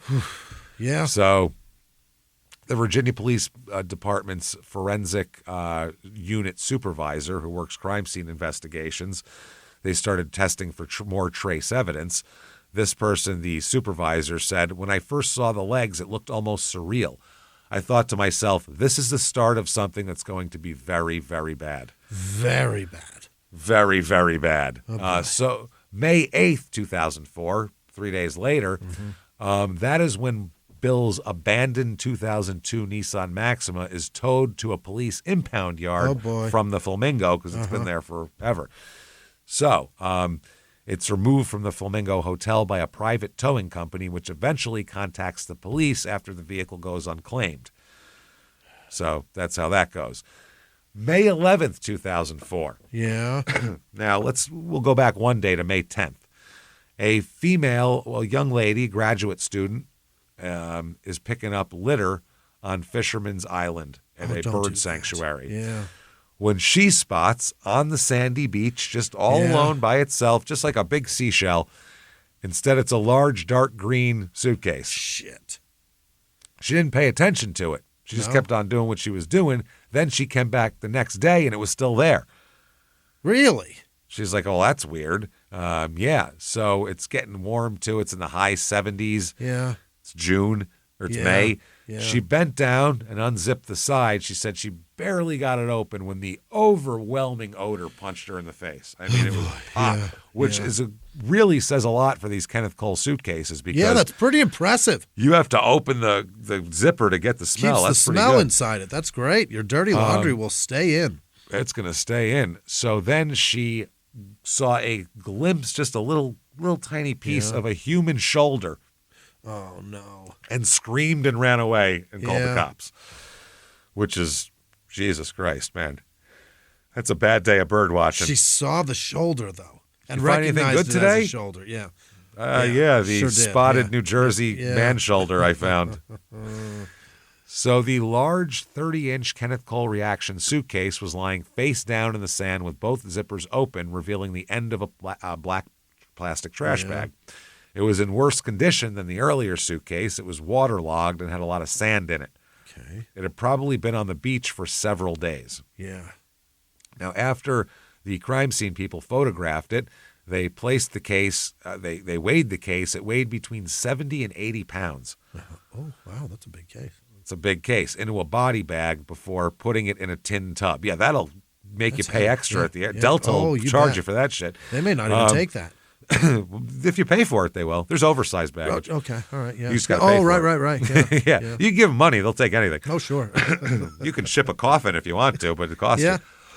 So they end up observing the crime scene people and detectives. They watched as they unzipped the suitcase and they see the trash bags in there.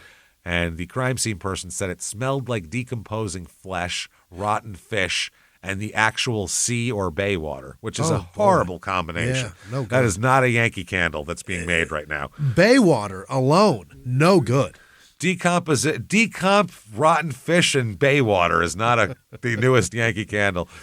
So they packaged it. I guess everything in the suitcase had been packaged into 4 separate trash bags. Okay. 2 large industrial-sized ones and 2 small kitchen-type ones with yellow drawstrings. Yeah. So they said they were doing it step by step, unzipping, photographing, starting to remove the bags away from away from all this and photograph it. So they get all the trash bags open and apart, and they said, quote, "It revealed the torso of a white male, his head and arms still attached." Oh, boy. Just a torso. So they were like, whoa. The torso was lying on its back in the suitcase, right arm up over the shoulder, left arm under the chest across the belly with 3 fingers curled. Yeah. The first finger and thumb were in a cocked position as if pointing a gun, that type of thing. Yeah. Over the kitchen-type bags, one of the kitchen-type bags had been raised over his head while another went from the severed part up. The 2 bags met in the middle of his chest. Then 2 larger trash bags had been placed over them from either end and sealed. Yeah. The examiner said the head was attached. You didn't have to look hard to see the bullet hole in his forehead. Oh. And then there was one in his back. They stood out. So they said his eyes were closed. Let's hope he was asleep when this happened. Yeah. Now, a heavily blood-stained blanket had been wrapped around the back of the head to the ears, bunching up around the chin without covering the face. When they removed it, the blanket, they immediately recognized it as hospital linen. Oh. Yeah, noting a tag that read property of the HCSC. Is this how they dispose of you in hospitals? This is how you do it. Yeah, you don't want to die in a hospital. No. They just put you in a throw you suitcase and overboard. leave you on the beach. Yeah, this is how you like if a pirate's mad at you, this is how you end up. I have heard that hospitals are murder factories, and this is a dead giveaway. So she made a Google search, discovering that it had come from an Allentown, Pennsylvania-based medical supply company. Okay. So the head and torso are in the early stages of decomposition. The skin is discolored with gray and green marbling and pale white, green and red spots. There was also skin slippage and some hair had fallen off. This is not what you want to see. No. The hands had severe wrinkling from being in the water for so long, but there was little sign of any blood or other biological fluids. This woman said, "This was one of the most brutal crimes I've ever seen." This is the 17 years of CSI forensics lady said that. She said, "The fact that somebody can dismember another human being like a piece of meat is just very disturbing." Right. One of the detectives said, this is Detective Ray Pickle.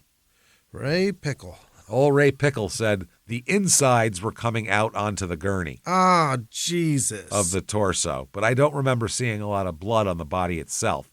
There was decomposition, but no blood that was pooling or spilling onto the gurney. So they put the torso in the freezer for autopsy. Oh, boy. I guess so it would congeal and get less messy, stop falling apart, I guess. So it could be autopsied the next day. So they put everything else in bags to be tested. Yeah. So now we have a human head, torso, some part of the arms. By the way, the arms are cut off too. There's the upper part of the arms are attached to the torso. So the next morning they do an autopsy on the head and torso because now that's something you can actually look at. The doctor noted, "I saw the body of a white man beginning to decompose. He was between 30 and 40, looked healthy, muscular, not overweight. The scalp hair was brown and about a half-inch long. It was beginning to slide off. I saw the entry and exit wounds on the head. Both of the bullets that killed him seemed to have entered and exited the body." Wow. So then now if you can narrow down a crime scene, you might be able to find them, which is good.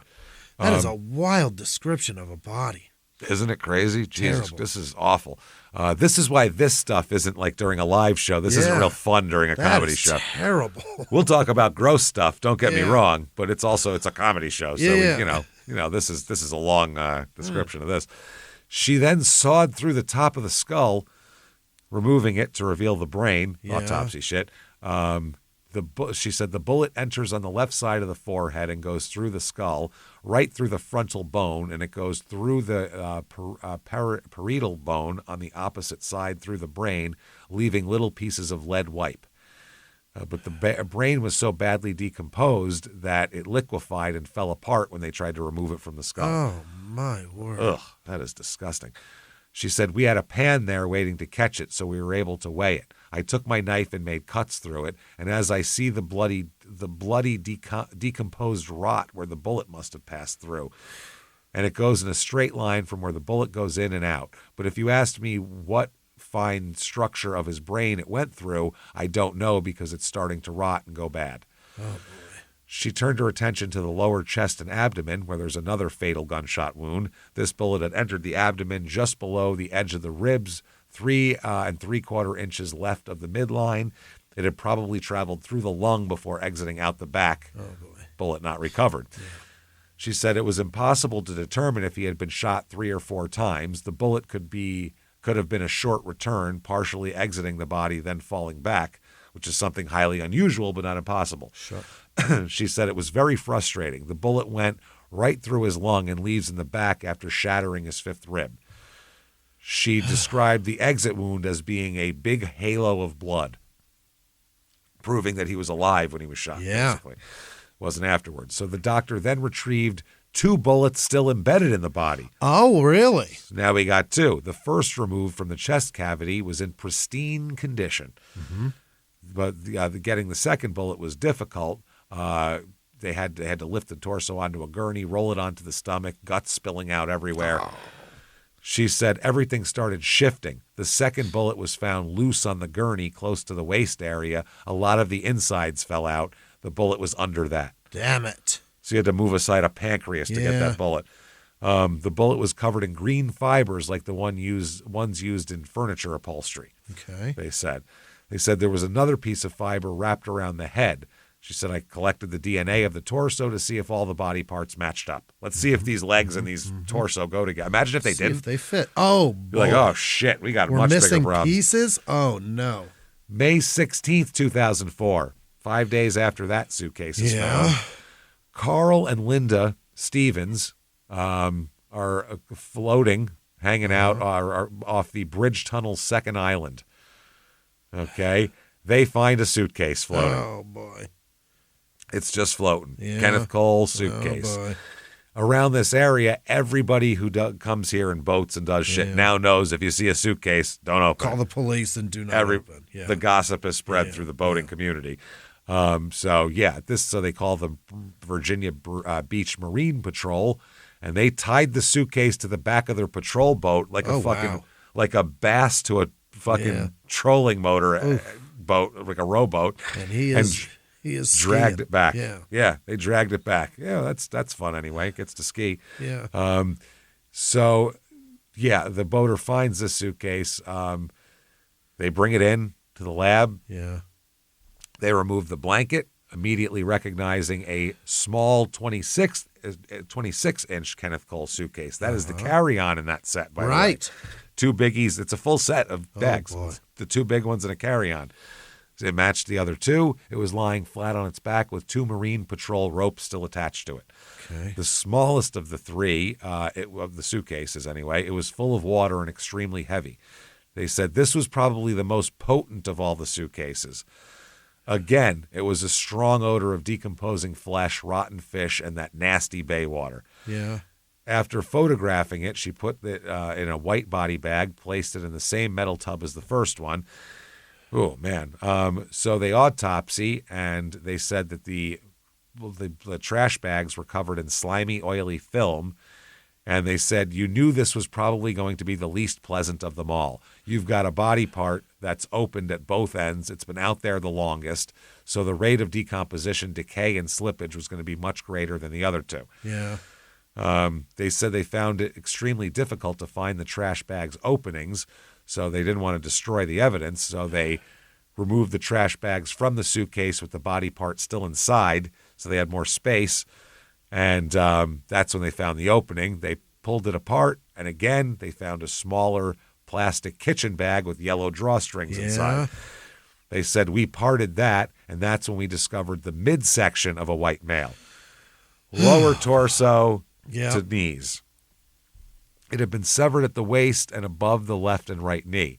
The midsection was wearing a blood-stained pair of Fruit of the Loom's men's brief, was in far worse condition than the others.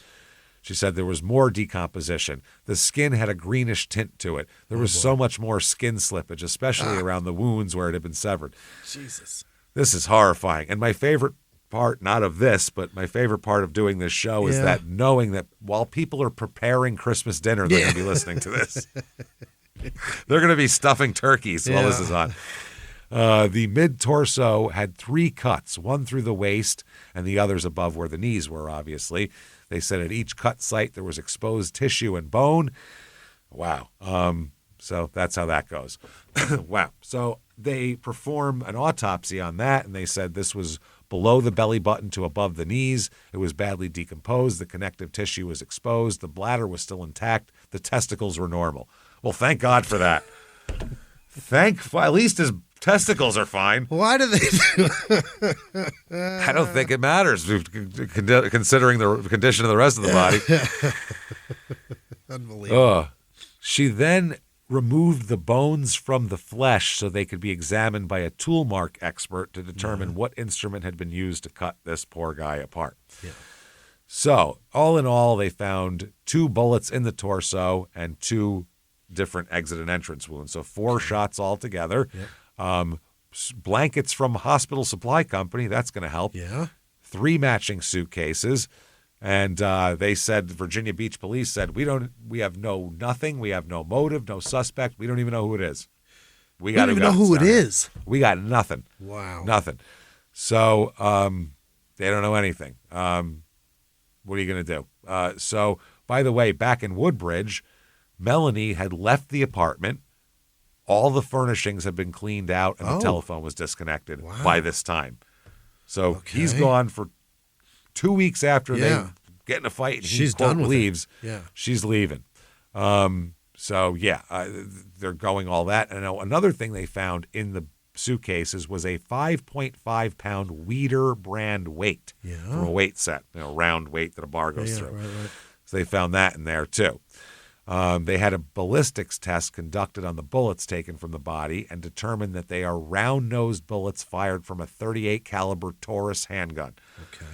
Okay. Now, the body, they said what it looked like from the tool marking experts is that the body was first cut with a scalpel, then with both a reciprocating saw oh boy, and an electric carving knife. Oh, my God. Yeah. Think about that while you get your turkey ready. Wow, they said that the severed, everything was placed in plastic and placed in the luggage in the water, and that's how it happened. So May 21st, 2004, police release a composite sketch of the man's face. And this is his face that's bloated. They got to take the bullet hole out and everything like that. Now, this is down in Virginia where John and Susan Rice live. Remember them? They were the people that he knew from the Navy and all that. It's his. I mean, Bill was John's best man at his at his wedding here. So, anyway, the picture was distorted, but Susan said immediately looking at the picture, it looked like Bill. That looks like Bill McGuire, and she doesn't even know Bill McGuire's missing. She just said that looks like Bill. She just saw a photo, a crime scene photo, and said that's your buddy. That's him. It's not even a photo. It's a sketch. Right. A sketch. Hand-drawn. Hand-drawn. They followed it all closely, and they knew at this point that they haven't talked to Bill. Yeah. But so they didn't know what was going on, but they thought Bill was just cooling off from his wife there. Sure. John remarked how strange it would be if it turned out to be Bill in these suitcases, bizarre, and then laughed, and it was like, yeah, right. Yeah. But Sue, the wife, is looking at the sketch, and she said, it's fucking Bill. That sure looks like him. I'm pretty sure. It looks like Bill. She said it was him. I was shaky and I got sick. Oh. She called Bill's older sister, Cindy, to see if he was still missing because they didn't even know. Oh. Because he could be over there having dinner right now. Yeah, it's definitely not Bill then. She didn't mention the sketch. She just said, you guys found Bill? What's going on with Bill? And Cindy said, no, he's still missing. So then she went online and compared a recent photograph of Bill with the police sketch posted on the local news television website.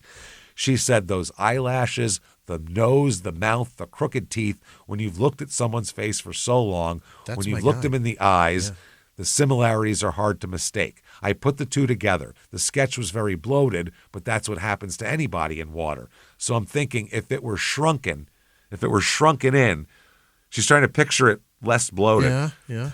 She said suddenly it was like 9/11 all over again. It was just too close. What? I get that you're 30 in 2004, 35 minutes from the city. You get that, but 9/11 is that's a crazy comparison. Thing to reference, yeah. Wow. So she called the Virginia Beach homicide detectives and said, "Hey, I think I found this guy. He's missing. I think you got him over there." She tried to call her husband John too. She couldn't reach him though. That's when she talked to the sister and all that kind of stuff. So she called the police. She didn't get a response. So she called again. So investigators got on the phone and interviewed them over the phone. They were asked to come down and look at pictures of the body. Yeah.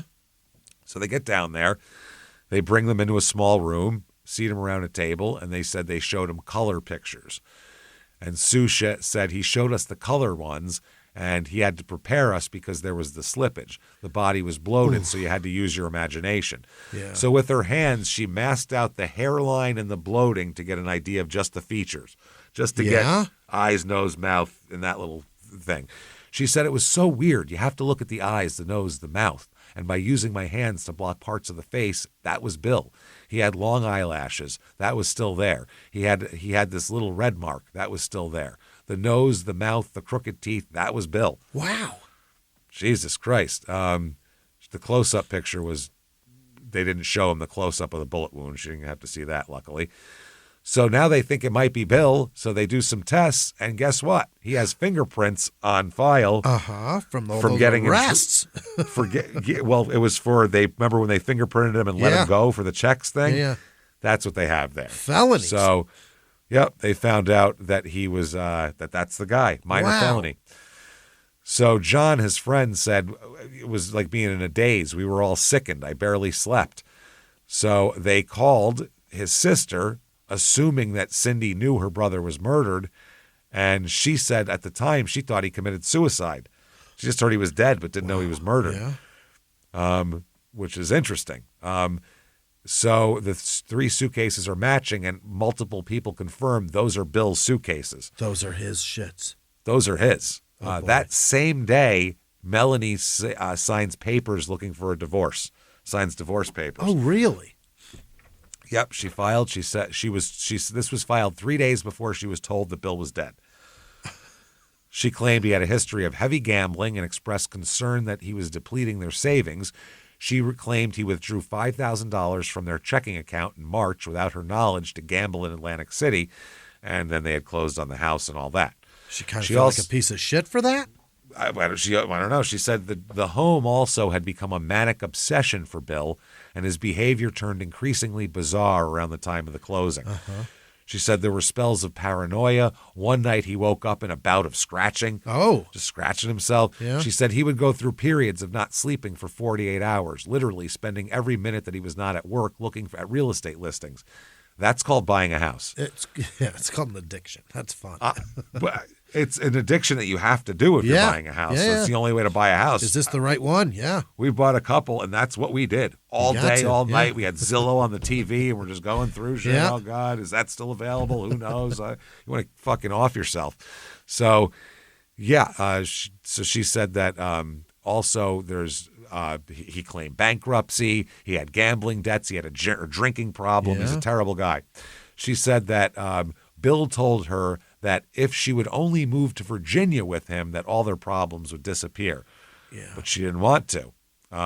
She said after she hung up the phone, Bill called back and screamed multiple obscenities into the answering machine, threatened to kill Melanie when he got home that day. Oh. Now, according to this divorce complaint, she said she argued with him, and he argued with her and, quote, threatened to disappear, work under a false name and social security number, and never provide her with any social or financial support. I'll disappear, goddammit.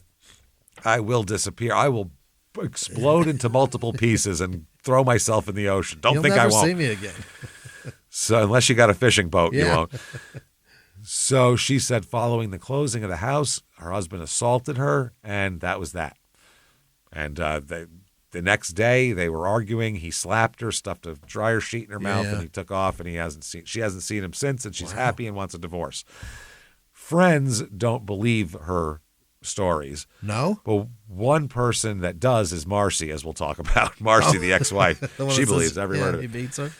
Now, Susan said, when we heard that, we thought it was so out of character.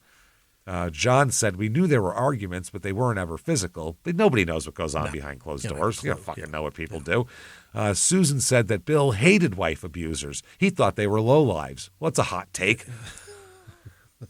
Who says, I get it. Sometimes you got to give her the back of your hand. I mean, who says that to their friends? Nobody. You know what I mean? It's very rare. Normally they go, oh, yeah, those are bad guys. Yeah. Who else you hate? Pedophiles? Yeah. Any other Is that your next hot takes obsession? you got? Yeah.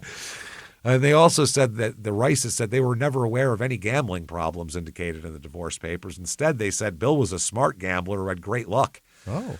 They talked about a trip to Atlantic City in October when Bill bought the suitcases that he was found in. He won $40,000 on that trip.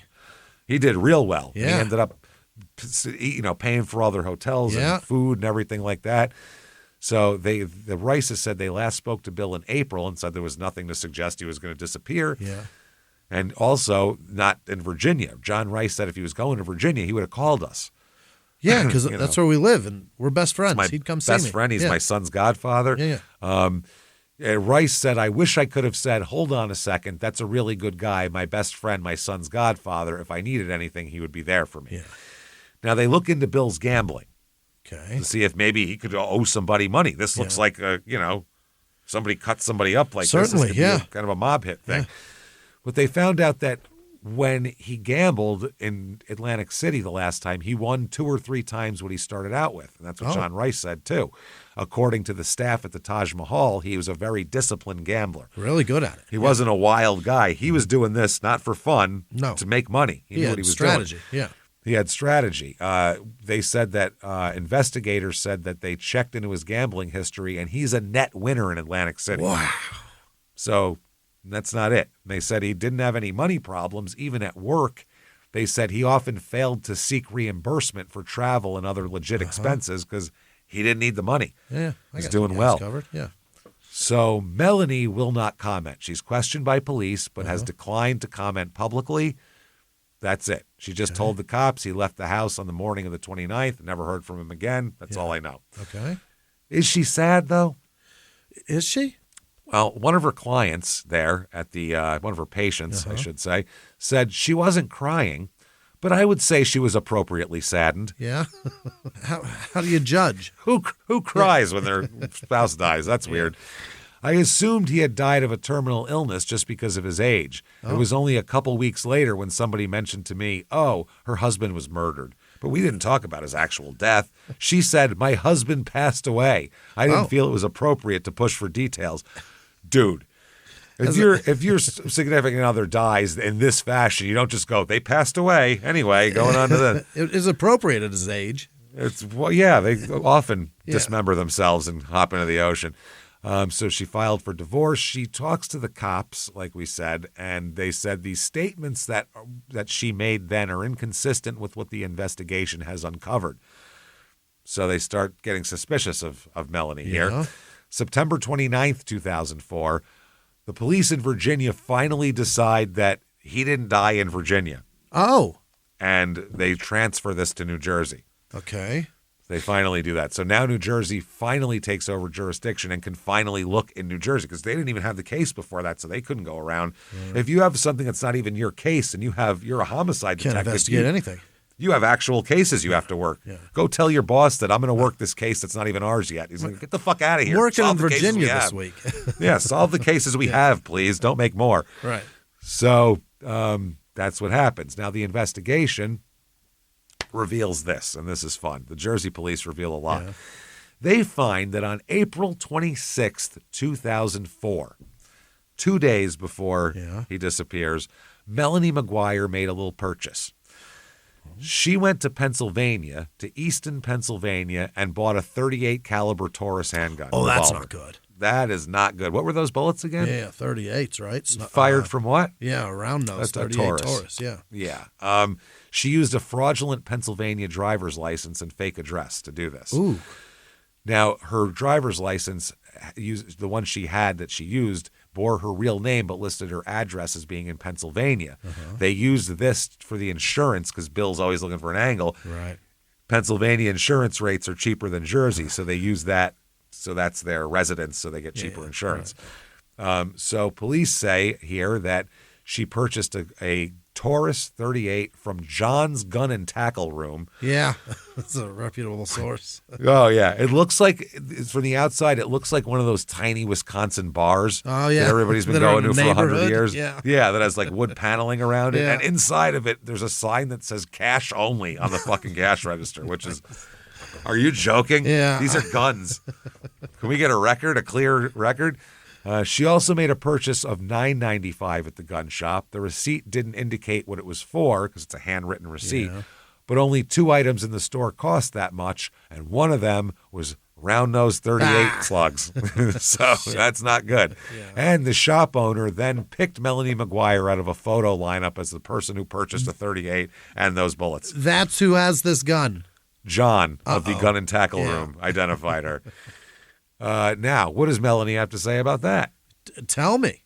They said, listen, this looks bad, right? It's 2 days before he got shot with 38. You have a 38. You didn't report him missing. This all looks bad.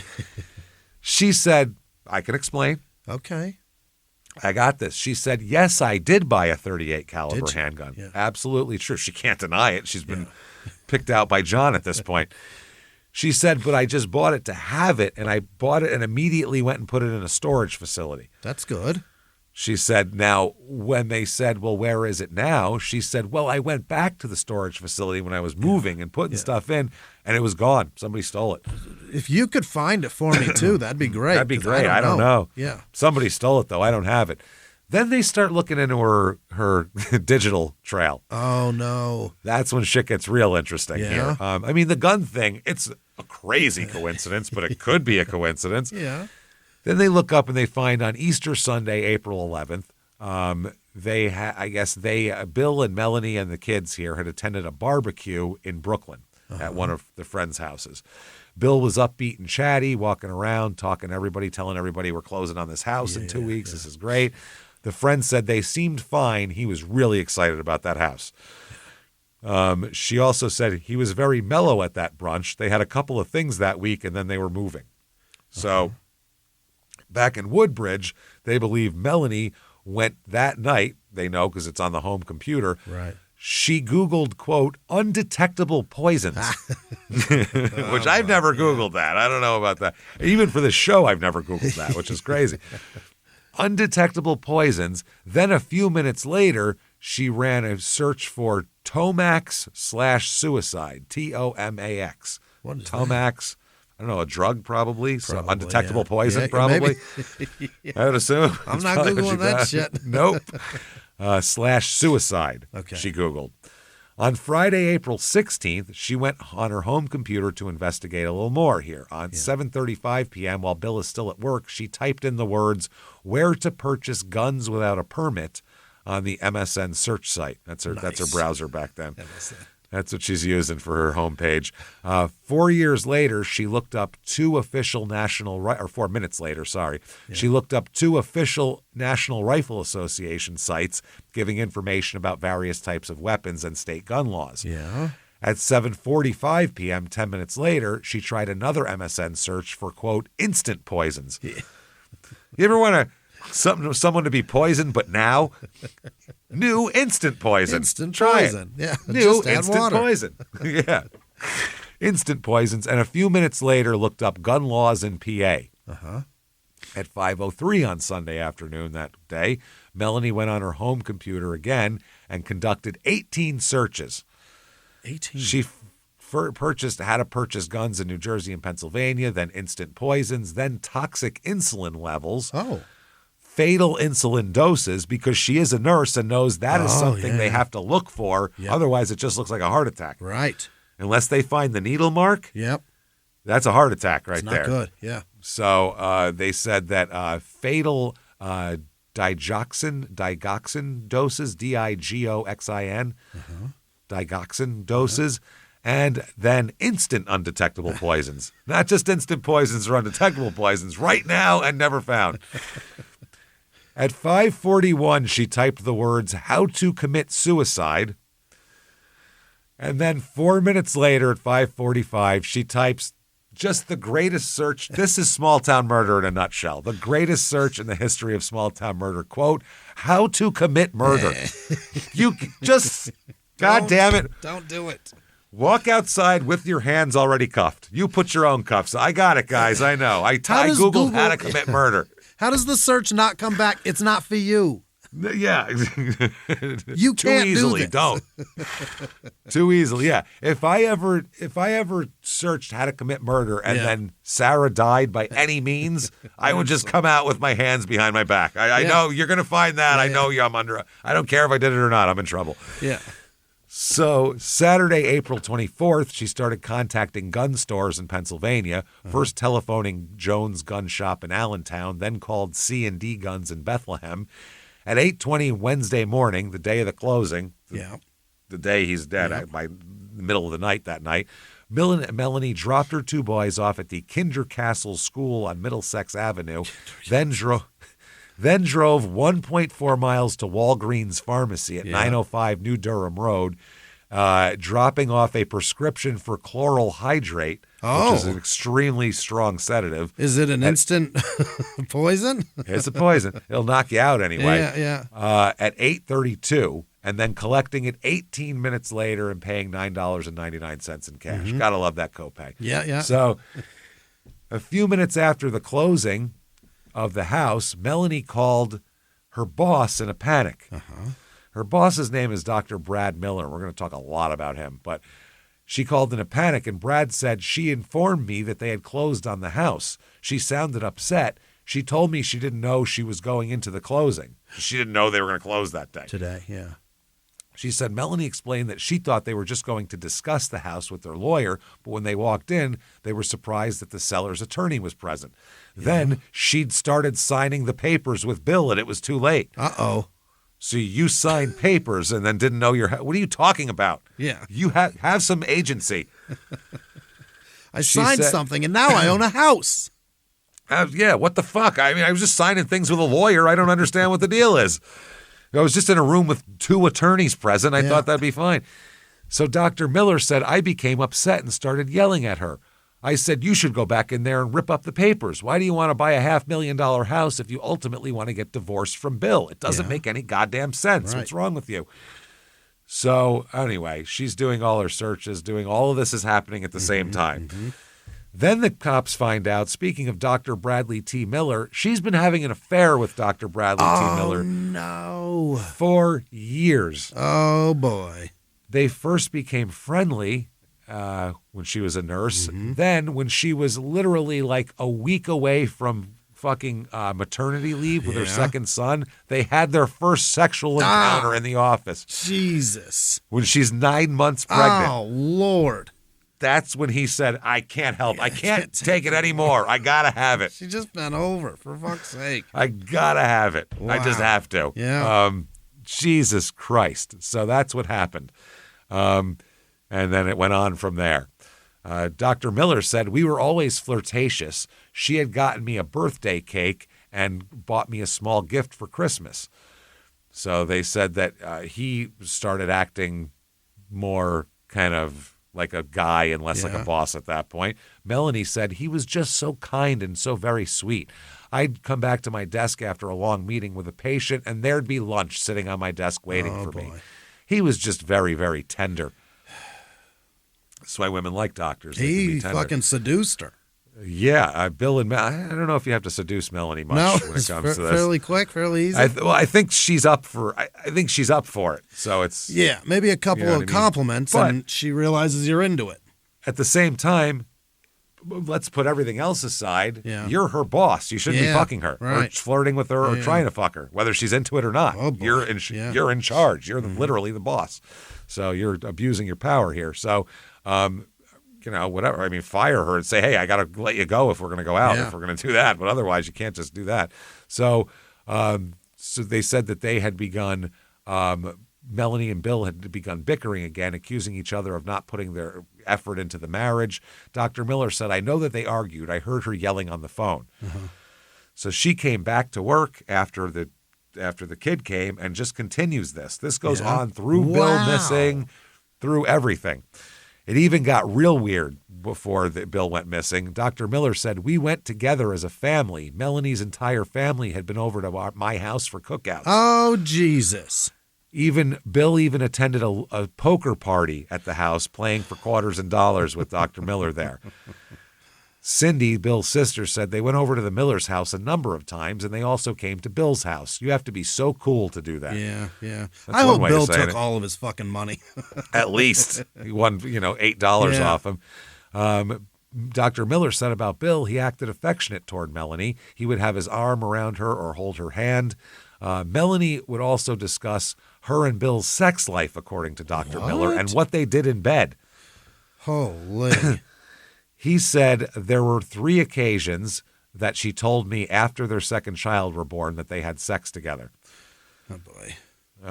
Now, so the Bill or Dr. Brad and Melanie are meeting at motels. The Loop Inn is where they're meeting. Oh, boy. And also hanging out with the families together at the same time. Oh, boy. Melanie said, I'd take the kids grocery shopping on the weekend. He would try to meet me there.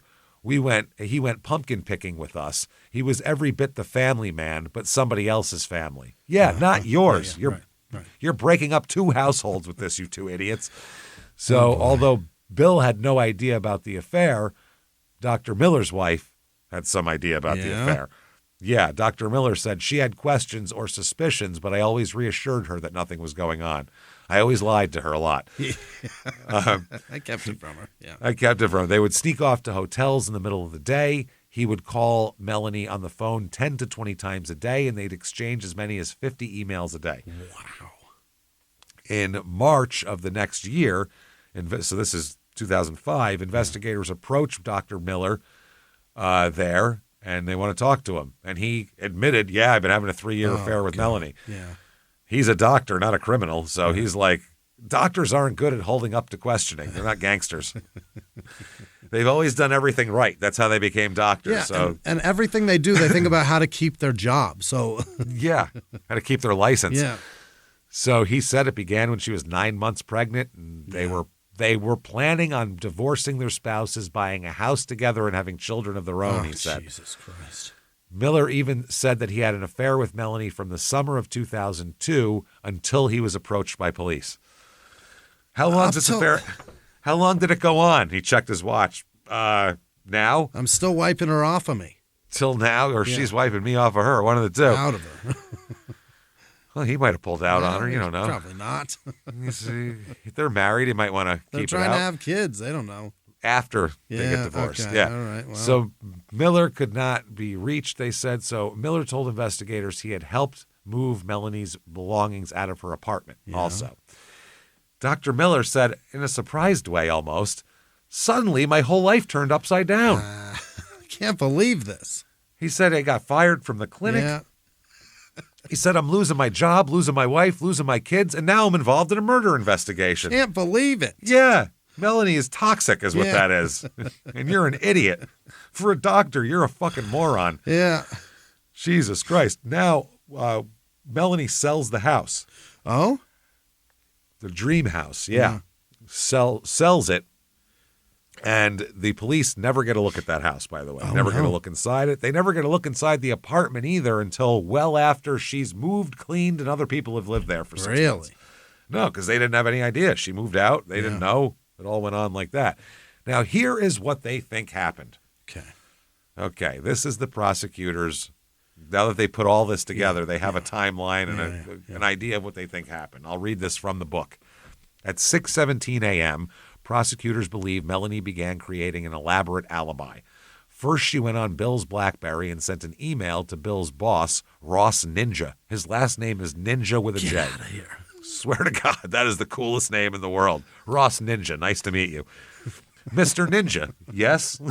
That's awesome. Ross, the ninja. Dude, when he was 12, he must have been the coolest guy ever. When you're 12, you want your last name to be Ninja. Yeah. That's cool. Then copied his immediate superior, Tom Terry. The subject was, Thursday, April 29th, I will be out sick today. Okay. But she had Tom Terry's email address wrong, and there was an immediate message from the system administrator saying it was undeliverable. Then, as they think her husband lay unconscious on the living room couch, she prepared to take the 2 little boys to school. As she walked past him on the way out the door, Melanie told them to, shh, he's sleeping. Hey, be quiet. Yeah. She then drove Jack and Jason to the Kinder Castle. I don't know if that's their real names or not. Doesn't matter. To the Kinder Castle, dropped them off at 8:30, told the daycare director, Donna Todd, that she was applying for a temporary restraining order against Bill and that he had been violent toward her the night before. Oh, that's why he's not here. Yeah. Just before 9 a.m., Melanie called an attorney, Melissa Brisman, saying that she would not be into work that day. Then she called Dr. Brad Miller. Oh, called the attorney for the medical place. Okay. Dr. Miller said she sounded upset. She told me that Bill had left and went into more detail. According to Melanie, Bill woke up about 4 a.m. and had gotten into a fight over the house. Okay. At one point, I just wake up and I'm like, God damn it, let's argue. No, you go in, you get something to eat, you go back to bed. At one point, he told her that if she wasn't happy with him or the house, he was going to leave and she could keep it. Dr. Miller continued, the dispute became physical. He pushed her up against the wall. He put a dryer sheet into her mouth, and I believe she said he was even choking her. Oh. They said the youngest son woke up crying, so she'd taken him into the bathroom and locked the door. For the next half an hour, they stayed in the bathroom listening to, quote, activity throughout the apartment before hearing the front door slam shut. Then she came out. This is what Melanie's telling him. Yeah. Melanie then asked Dr. Miller to prescribe her some Xanax to calm her down. Mm-hmm. And he said, as soon as I hung up the phone, I called in the prescription to a pharmacy near her for some Xanax. And he wrote the handwritten prescription. It said that patient complains of extreme anxiety, palpitations, nausea, difficulty concentrating. She reports that the couple closed on a new house yesterday, and later that night the couple got into an argument, which became physical. Mm-hmm. So that's part of it, too. Now, here's what they think the actual murder was, because that's that day, now the next day. While Bill lay unconscious in the living room, Melanie loaded the Taurus handgun that she had bought 2 days earlier with the bullets, the round-nosed wad cutters. She aimed the powerful .38 Special at her husband's forehead and placed a green throw pillow over the barrel to dampen the noise. Remember green fibers all in the bullet? Right through the bullet. Oh, wow. Then pulled the trigger. The flat-top cylindered bullet, usually used for target practice, punched a perfect round hole through Bill McGuire's frontal bone, tearing through his brain before exiting out the back of his head. Yeah. She then pointed the gun at his lower chest, firing into his abdomen just below his rib cage. The second bullet ripped through his lung before exiting out his back. Then she fired 2 more bullets into his chest at point-blank range. Yeah. When the trained nurse was satisfied that her husband was dead, she began the grisly task of disposing of his remains. And with the children in daycare, she and her accomplice would have had hours to dismember the body at their leisure, leaving absolutely no traces of what she had done. Yeah. They think there's no way she could do this by herself. There's no way, right? She could lift the bags. There's no way she could drive the car down there, because that was her getting out of the car on surveillance. How'd she get home? Great question. So someone followed her. There's this pre-Uber. Someone followed her. Somebody fucking was with her. Someone was helping her. Also, it's really fucking hard to dismember this shit. She's pretty little. So it's hard to pick up a body and move a body. That's the other thing. That one bag was 80 pounds. Yeah, right. So they said she first she prepared the shower stall in the larger of the 2 bathrooms on the second floor, hanging an old paint-stained drop cloths around it to catch the blood. Yeah. Then she blocked up the drain to stop any incriminating biological matter from getting trapped in there. Sure. They'll pull your drains out quick. The shower stall, which would have provided the perfect environment for her gruesome work, as it meant the cutting would be done near ground level, with 3 walls and a shower door to contain blood spatter. Melanie utilized her medical training to create a controlled environment like a hospital mortuary before making the first cut, so it would not end up looking like something out of a horror movie. When she was ready, they undressed Bill, who weighed nearly 200 pounds. They left him only in his underpants, which were heavily soiled as he'd been unconscious for hours. Then they dragged him into the shower stall, but he was too big to fit lying down, so they placed him in a sitting position with his knees bent so the shower door would close. Melanie then produced a short-bladed reciprocating power saw, plugging it into a power socket in the bathroom. Boy. After placing a hospital blanket over it to dampen the sound, she turned it on. She first began cutting straight down through his lower left knee, front to back. But although the fine-toothed saw easily cut through the femur bone, it slid off the bloody flesh without cutting it. So she then cut through his flesh with a sharp bevel-edged knife. Bill's severed left leg was then bled out, and before they cut off the right one below the knee in the same gruesome manner. With the lower limb severed, there was more room in the shower stall to operate now. Now, the prosecutors deduced that Melanie or her alleged accomplice pushed Bill's head down to the floor and started sawing through his mid-backbone before hacking through his organs and flesh with the knife. Wow. Jesus. The thighs and lower body were positioned in such a way as to protect the shower fixture from being scratched by the saw. After bleeding out the rest of the body, they began parceling up Bill McGuire's body parts in plastic trash bags. First, they wrapped a blue HCSC medical blanket over his face before placing a kitchen garbage bag with yellow drawstrings over his head and pulling it down over his shoulders and upper torso. Then they fitted a second one around the severed bottom part of his navel, pulling it up until the bags met and tightening the drawstrings. Yeah. Then they wrapped the head and upper torso in 3 larger industrial-sized heavy-duty trash bags from a supply that the McGuires had used for moving before taping them shut with blue painter's tape. Then they packaged up the legs in more black trash bags before parceling the middle torso, severing at both ends and taping it shut. The New Jersey Assistant Attorney here, Assistant Attorney General Patty Priosio, said she was meticulous. Once the body was cut and bled out in bags, she could have simply surrounded the pieces with bags of ice. Yeah. Melanie then began to clean the bathroom so no evidence of Bill's dismemberment would be found. She scrubbed the shower area and bathroom walls until there was no trace of blood or any biological matter. She forgot to wipe the soles of her shoes, though, and later when she placed Bill's BlackBerry and NJIT personal computer in the trunk of his Nissan Maxima, she inadvertently transferred small pieces of his flesh, what they call human sawdust. Oh, dear Lord. Pieces of on her shoe? Tiny sawdust. Oh, Lord. Think about if you cut wood with a circular saw, what happens? Same thing. And she got that on her shoe. Yep, torn from the body by the saw from the treads of her shoes onto the car rug. After completing the acts prosecutors believe took place in her apartment, she drove to the family court to get a temporary restraining order against her husband, but the line was too long, so she left, spending the afternoon calling divorce attorneys instead. She called Dr. Miller several times on their private cell phones that day, although they didn't see each other.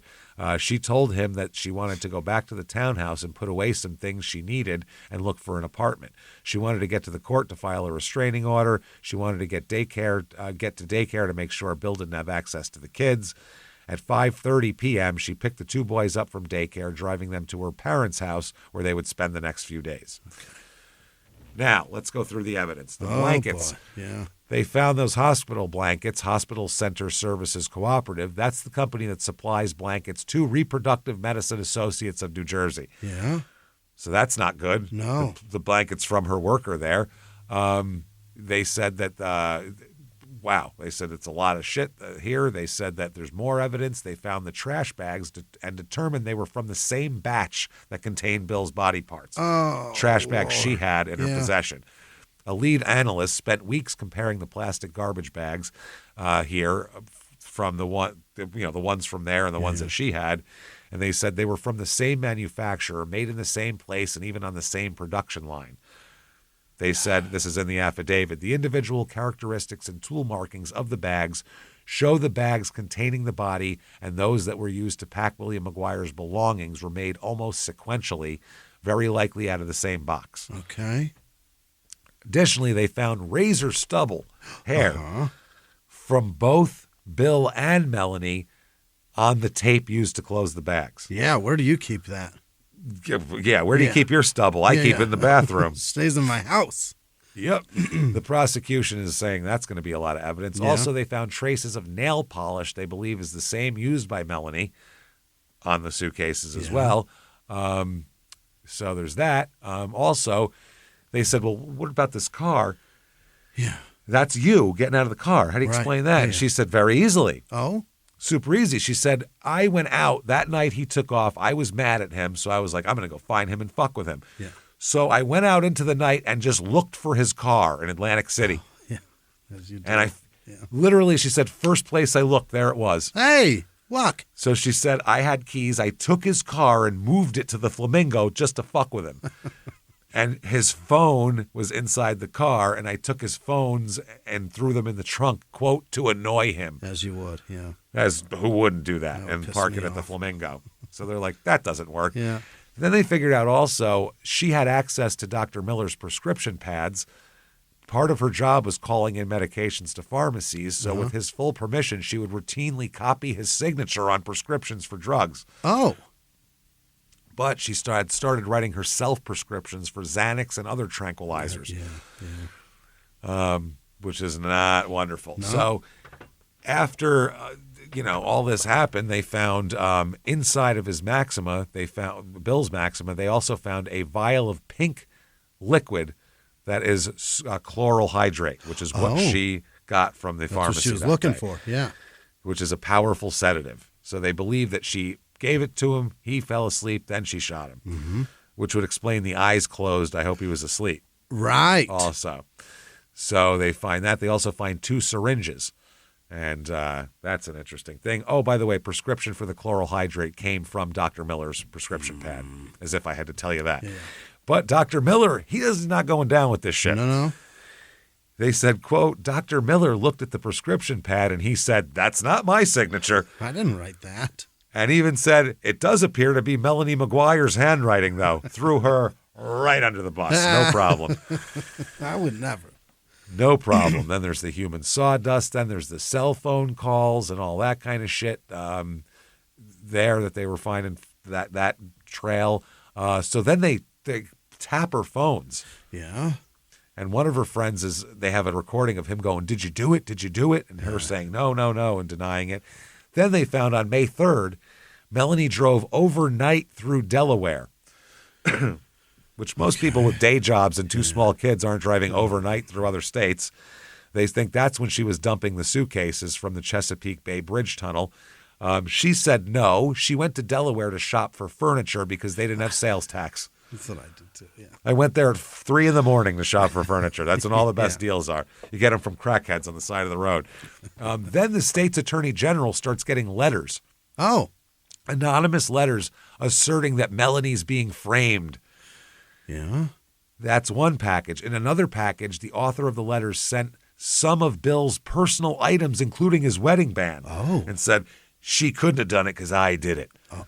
Some Zodiac shit. And they're out. Yeah. That didn't come from the jail?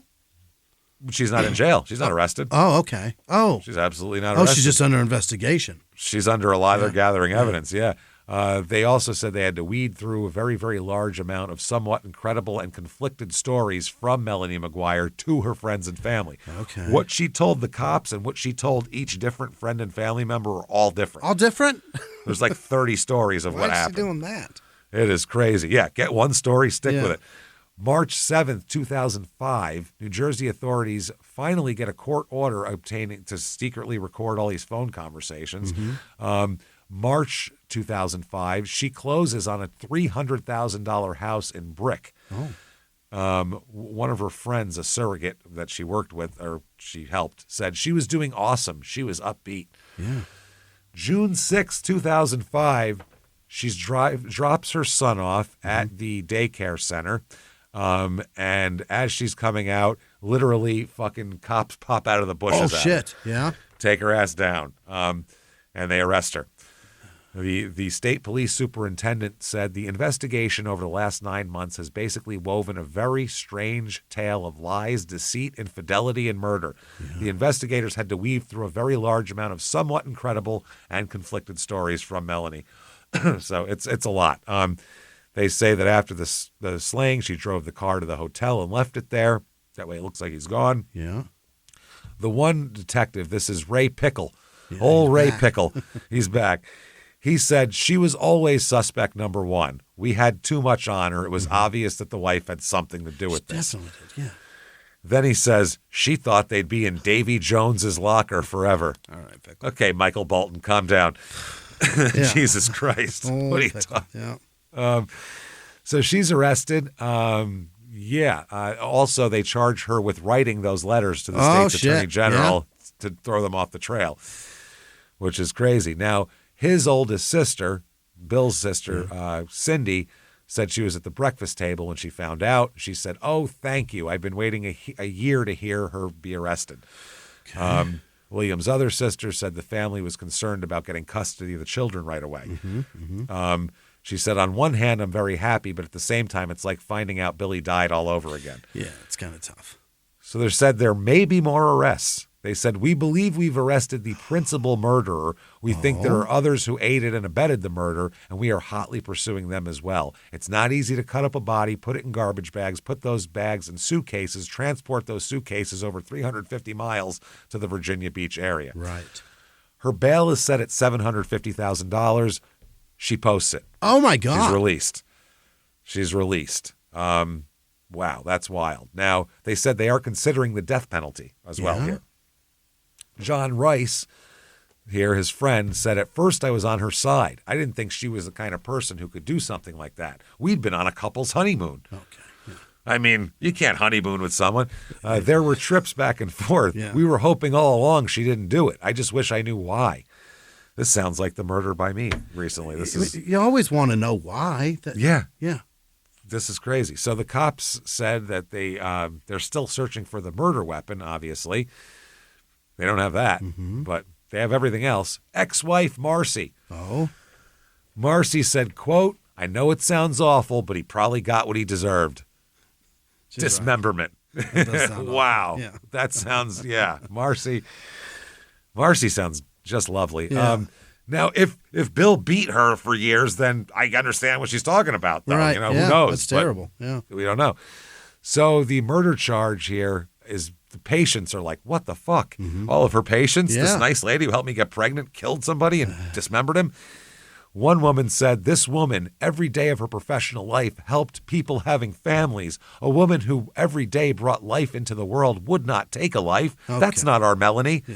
Never happens. That's not our Melanie. Yeah. No, doctors never kill. Nobody No, like that kills.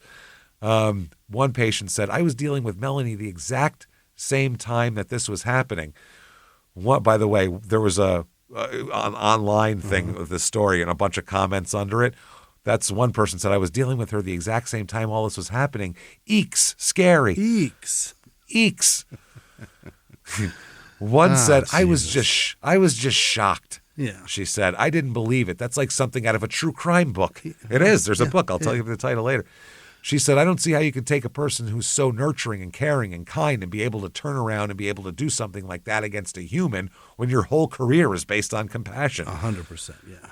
I've never heard of a cop breaking the law. Yeah. It's never happened. Come on. Think about this. She was definitely presented to me as the guru, the one who knew everything. I never felt that she wouldn't have all the time in the world if I needed it. I really did think, literally, this is a woman in the right job operating at the peak of her powers. Yeah. So the evidence, they're going to go to court, and I'm going to lay out rather than go through the trial meticulously. Let's go through it here. This is what they have. Quote, the reports of the medical examiners, grand jury testimony, witness interviews, voluntary statements of the defendant to the police, statements defendant had made to friends and others, records from a gun shop in Pennsylvania, business records such as telephone and pharmacy records, surveillance tapes from business locations, expert evaluations of forensic evidence gathered from the suitcases and from Bill's car, DNA identification and trace evidence, expert examination of the personal computer owned by Bill and defendant, handwriting and linguistics analysis, consensual taping of telephone conversations, and court-authorized wiretapping of the telephones of the defendant and her parents. My God. A little bit of evidence. Yeah. A little bit. Also, they had evidence by anonymous communications saying that she also sent the shit to the attorney general. Melanie's lawyer, she'll get another lawyer in a minute here, he said, naturally, in any murder investigation, the initial suspects include those closest to the victim, whether a spouse, a brother, or a sister. We will have a very specific response to the state's allegations that will prove she did not commit this murder. Oh. Done. So the indictments come in, 4 charges of first-degree murder, a charge of second-degree possession of a weapon for unlawful purposes, second-degree desecration of human remains, third-degree perjury. Oh. Her bail is raised to $2 million. She posts it and released. How the fuck is she doing this? It's got to be her parents. It's got to be her parents helping her with this, I would assume. Or maybe clients. I don't even know. And also they indict her, charging her with 8 additional counts related to the anonymous communications during the investigation. Yeah. So she's pretty shit out of luck here. Yeah. They raise her bail another $10,000. She obviously posts that. She's out on $2.1 million bail at this point. November 18th. Oh, by the way, Dr. Bradley Miller. Yeah. Given immunity to testify. Oh, for heaven's sake. That's wild because who would help her with this? I don't know. I mean, let's be honest here and realistic. So November 18th, she gets a new lawyer, Joseph Tacopina. Yeah. Who, the best way I could put this is if the word scumbag had a pulse, right, it would be this man. In my opinion, I don't want to get sued, but he looks like the slimiest. Like when people go, I hate lawyers, they mean this guy is who they hate. Not all lawyers, they hate this guy. Right. He represents terrible people. He's just a scumbag, this guy. But a successful lawyer. I mean, everybody needs a defense attorney. Certainly, yeah. Got to have it. So I don't look at defense attorneys as terrible people because they defended. Everyone has to have a defense. That's the law, and that's our country. Yeah. This guy just seems to really go out of his way to represent the worst fucking people, in my opinion, allegedly. So he said, I wouldn't have come on to this case unless I was 100% convinced of her innocence. 100% convinced. She said, our defense in this case is this. You ready? Yeah. She didn't do it. No. That's it. That's the defense. She didn't do it. All right. He said that the police failed to consider Dr. Miller as a suspect and automatically concentrated on Melanie and gave him immunity prematurely, essentially. Once you give immunity, you can't take immunity unless they violate the conditions of the agreement. So for the trial, the prosecution called 64 witnesses. The defense called 16. All this is going on. 21 witnesses who testified were qualified as experts. Hundreds of exhibits were brought in. They had the scrub. They had a shirt with shit on it. They had the blankets. They had human sawdust. They had the guy up there with the garbage bags and a fucking jeweler's loupe looking at those. It was a lot.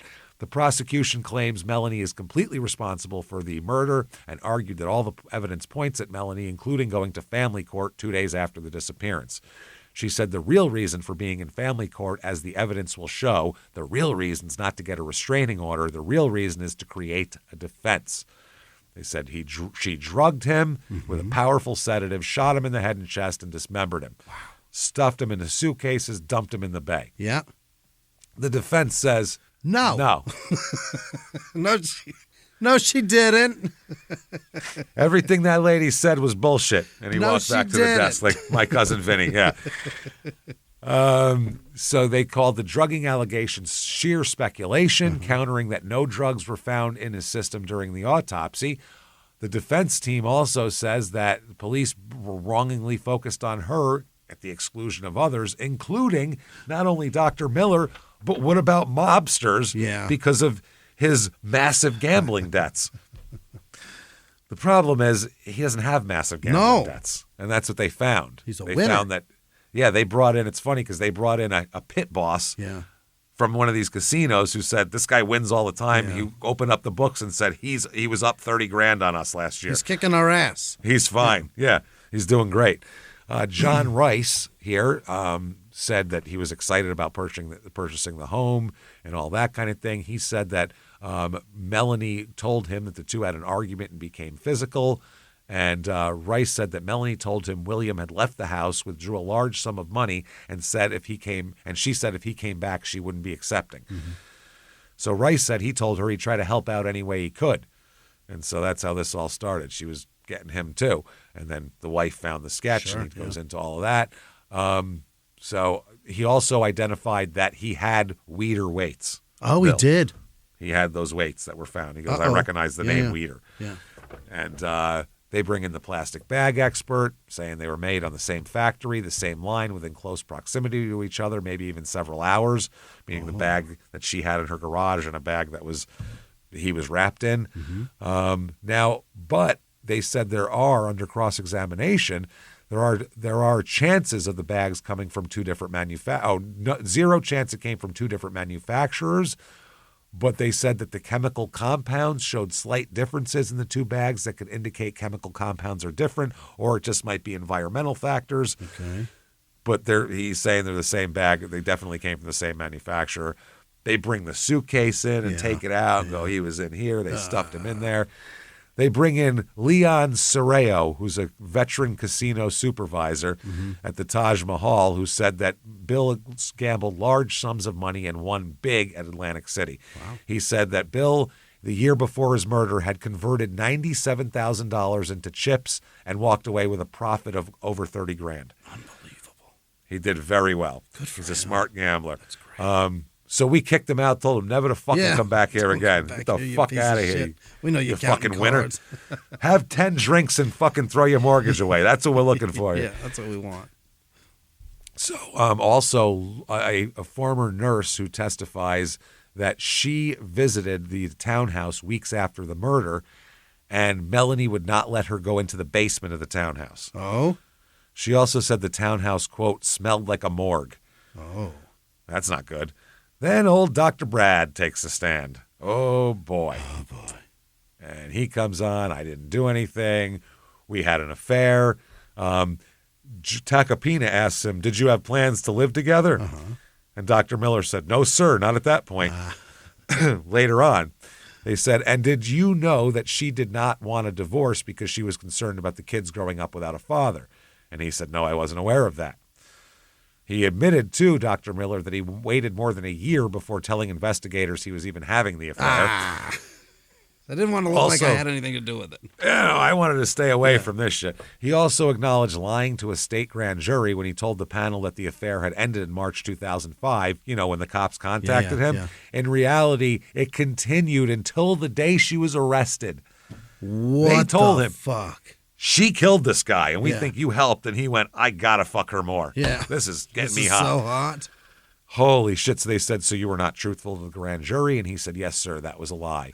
Also, a toxicologist here saying, yes, they didn't find chloral hydrate in his system because they didn't test for chloral hydrate in his system.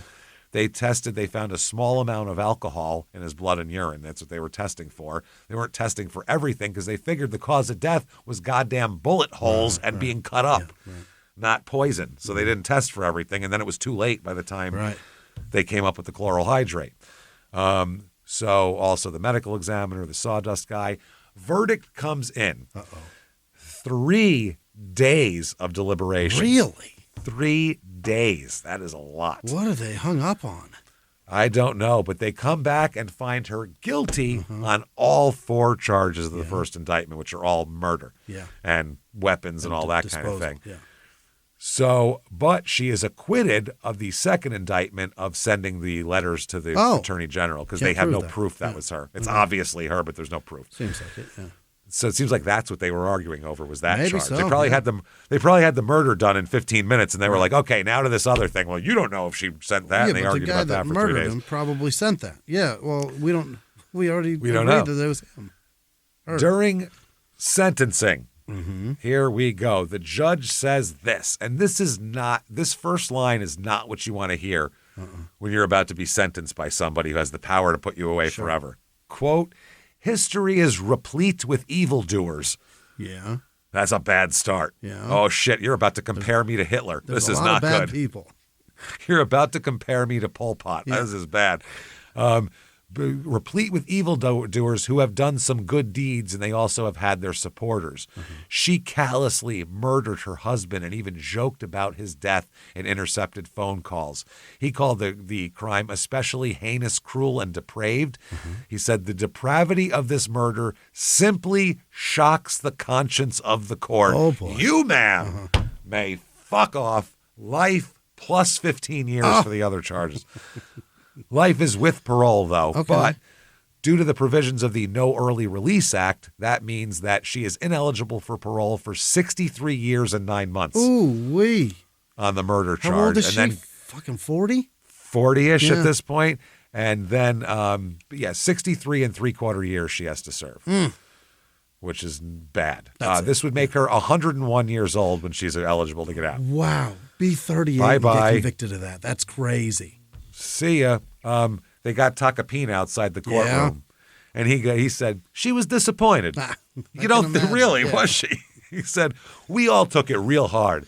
You could just see this guy like, I'm full of shit while he's saying it. Like, we all took it real hard, wink, We're wink. pretty upset, yeah. When you believe in someone's innocence, you take it real hard. You do. Real hard.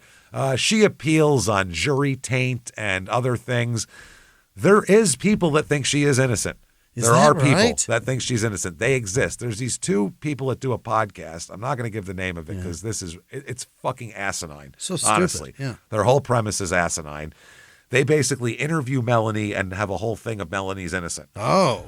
They take her word for it. And they take a couple of very specific tiny things. Mm-hmm. They said, this is Melanie. There were 5 lands and grooves that my weapon was said to have made based on the company's website. The bullets that came out of my husband had 6 lands and grooves. I don't care until we find your gun. Get the gun. Right. What'd you do, throw it in a fucking river? Not only that, your hair is in the tape. And you're saying, what are you talking about? How's your bikini line hair in the tape? There's no murder case, no matter how perfect, that doesn't have a couple of bent tines in it. Sure. It's like, they always say it's a puzzle. It's like ordering a puzzle where all the pieces are made of glass. Yeah. And then you get it, and there's a few broken pieces in there that you can't put in there, but you still see it's picture. Fucking Winnie the Pooh. Right. You know what I mean? What are we talking about here? Oh, look, there's Piglet. It's pretty sure you're it, lady. Hey, look, it's Rue back there. Yeah. That's what she said. She said that the searches also, she said, I didn't do those searches. Oh, really? Who did? Yeah. The boys? She said, I'm a nurse, or I was a nurse, and I don't need to look up things like that. If I wanted to look up something like that, I have a physician's desk reference. I have a book that I can look in that doesn't leave an internet history. But it was also 2004. You might not have known that shit left an internet history, number one. Number two, you might have been able to look up poisons in there, but I don't think in the physician's desk book there is in the index, it's undetectable poisons. I don't think under H there is how to commit murder. And then how do you explain how to commit murder? That's the point. You search that too, stupid. Oh, boy. There's also there was pet hair found, animal hair found on the body, but they said it's a fucking blanket. It could have been on the blanket. Yeah. Throw a blanket on the floor. It'll pick up everything. Sure. So someone might have had that on their shoe. Who knows? Yeah. So these podcast idiots said they looked high and low to connect Melanie to some pet. And once they found out there was no way to connect them to the pet hairs, it became not of evidentiary value anymore. Okay. Their whole podcast episode is summed up well in a Reddit post by a user named Pete the Raw Dog. So Pete the Raw Dog. He said, all right, I just finished this series, and the points the two podcasters made at the end were so weak, I don't see why this case was rehashed for them. The Guns website contained an error that said 5 lands and grooves instead of 6. The webmasters wouldn't have noticed a simple error on their site until something brought it to their attention, so it's really not that sketchy, and they fixed it after the case. Oh. It was a typo, not a major thing. The garbage bags aren't really what nailed her coffin, so it isn't significant to me that they didn't verify every test to make sure they came from the exact same roll. No, that is not the thing. And the animal hairs also not being tested because Melanie didn't have pets, or the fact that they never found it doesn't matter. Right. It doesn't fucking matter. Right. That's the thing. It doesn't matter at all. September 20th of 2020, they did a 2020 story on her as well. Okay. And her excuse, this is how she found the car. She said, I'm driving down. I take the first pass on this highway. I see a dark sedan, and lo and behold, there it is. There he is. There's the car. And she said she stumbled upon the car. And then she said that in the past, when they're angry at each other, it's a way of messing with each other, is moving their cars. We've done it a lot. We always stumble upon each other's car, and we move it a couple blocks away. She said, it sounds ridiculous sitting here saying it, and I acknowledge that, but it's the truth. Yeah, right. The prosecutor said this also requires 2 drivers, so certainly someone helped her. Someone's getting away with this shit. Anyway, they also did a Dateline on her, all this type of shit. She said, the killer is out there, and it's not me. After all these years, I still feel hurt. I still feel bothered. How could someone think that I did that? Great question. And the book is To Have and to Kill Nurse Melanie McGuire, An Illicit Affair, and the Gruesome Murder of Her Husband. If I told you that title, that's the whole show. Why would you read it? Save yourself 3 hours, yeah. by John Glatt. It was also a 2022 Lifetime movie as well. She will be considered for parole in May 2073. Okay. She's at the Edna Mahan Correctional Facility in Clinton Township, and that, everybody, is Woodbridge Township, New Jersey.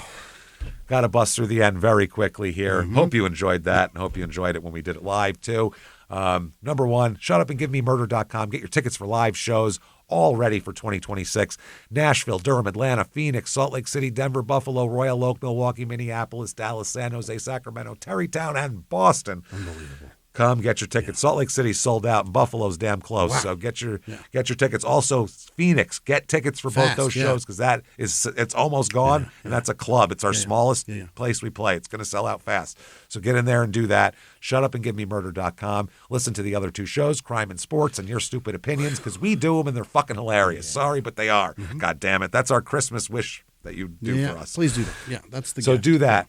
For sure. Patreon.com/crimeinsports is where you get all of the bonus material. $5 a month or above. You get hundreds of episodes you can binge immediately of bonus stuff you've never heard. New ones every other week. This week, we're going to have a poll whether it will be old-timey murders or this mall collapse that killed a bunch of people.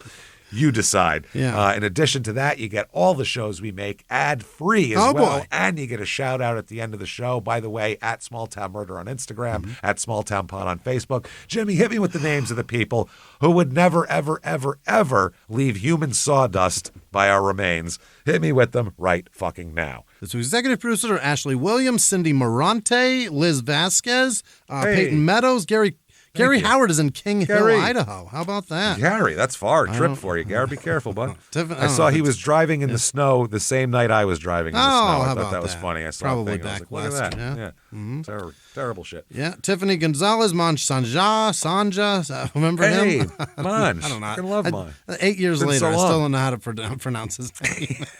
Yeah, he's one of our first patrons ever. Yeah. He really is. Talena Jensen. I know Talena.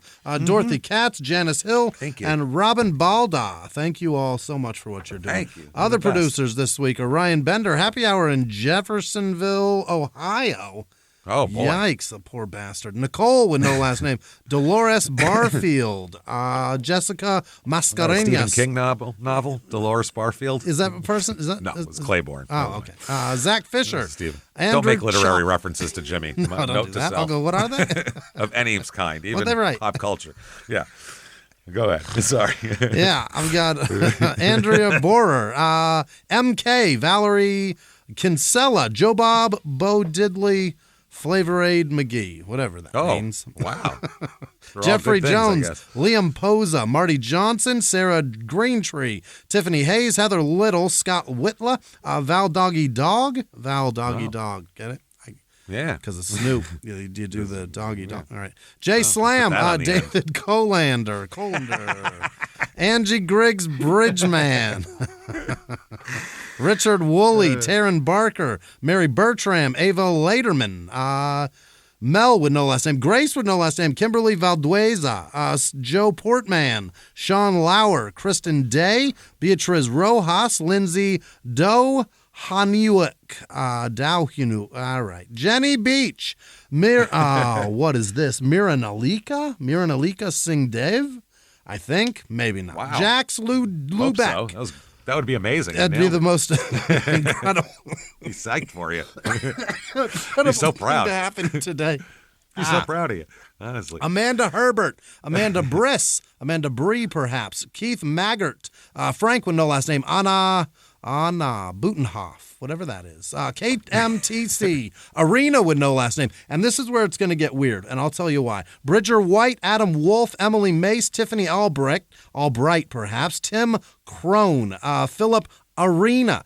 There's never been Arena in this ever, and I've got several, so I imagine they are all related. I hope so. Ben Thank with you, no family. last name. Family Arena. We Yeah, love you. yeah. Ty B, Era Colbooch, Ash Maynard, Jillian Arena. There's another Arena. Oh, Katie with no last name. Ben with no last name. Ty Wood, Anne-Marie Schultz, Jesse Rose, Brooks Friedland, Shelby Patrick, Lauren Husky, KJ, Johnny O'Mara, Shannon Anderson, Baca Cruise. Basketball player? Perhaps. Ashley Marshall. I don't know. Morgan with no last name. Regina Phalange. What? Like the fingers, right? Those are phalanges? Yeah. So. This is with the PH, though, so perhaps not. Donna Dornbose. April Young. Christopher Leopardi. Rachel Bramer. Anna with no last name. Beth Sparrow Linderborg. Marin with no last name. Bob Van Westenberg. Jay with no last name. Tony Dodson. Ben Falla. Justine with no last name. Josh Oakes. Justine Marie, 0 stars if I could. Jared Simmons, Krista Ziembo, Caitlin Newhart, Erica Stevens, Liv with no last name, Jen with no last name, Anna Caballero, I believe, is that cowboy? What is Caballero? Boot? It's something. It's Spanish for something Western. It's a great skater back in the day, Steve. He was awesome. Caballero? Yeah. And then, and then there was Richie. The dragon on the board. Max is the lead singer of Soulfly. But that's Cavallero. Cavalera. Yeah. Never mind. I don't know. Doesn't relate. Soulfly's lead singer at all. Sepultura. Gun to my head. Yeah. Chris Coates, Cassandra Griffin, Monster Cock McGillicuddy, Torian Britt. I said that. Roger with no last name. Motherfucker with a big ass dick. That's a huge one. Stephanie Dalton, Glenn Kading, Joanne with no last name, Judd with no last name, Jimmy Anuzawiski, Alexandra McCogan, Jill Alder, Tennille Witten, Marissa with no last name, Marlisa with no last name, Jewel with no last name, Noelle Royer, and all of our patrons. You guys are the best. Thank you. Thank you so much, everybody. You wonderful people. We appreciate what you've done for us in our lives, in this run, and all year. Thank you so much. Just thank you. Thank you for coming to live shows. Thank you for everything you do for us. Can't wait to see everybody next year. You want to follow us on social media, you can go to the website and find that there. Just thank you so much. Enjoy your families this holiday season. Merry Christmas, everybody. Thank you so much. And until next week, everybody, it's been our pleasure. Bye.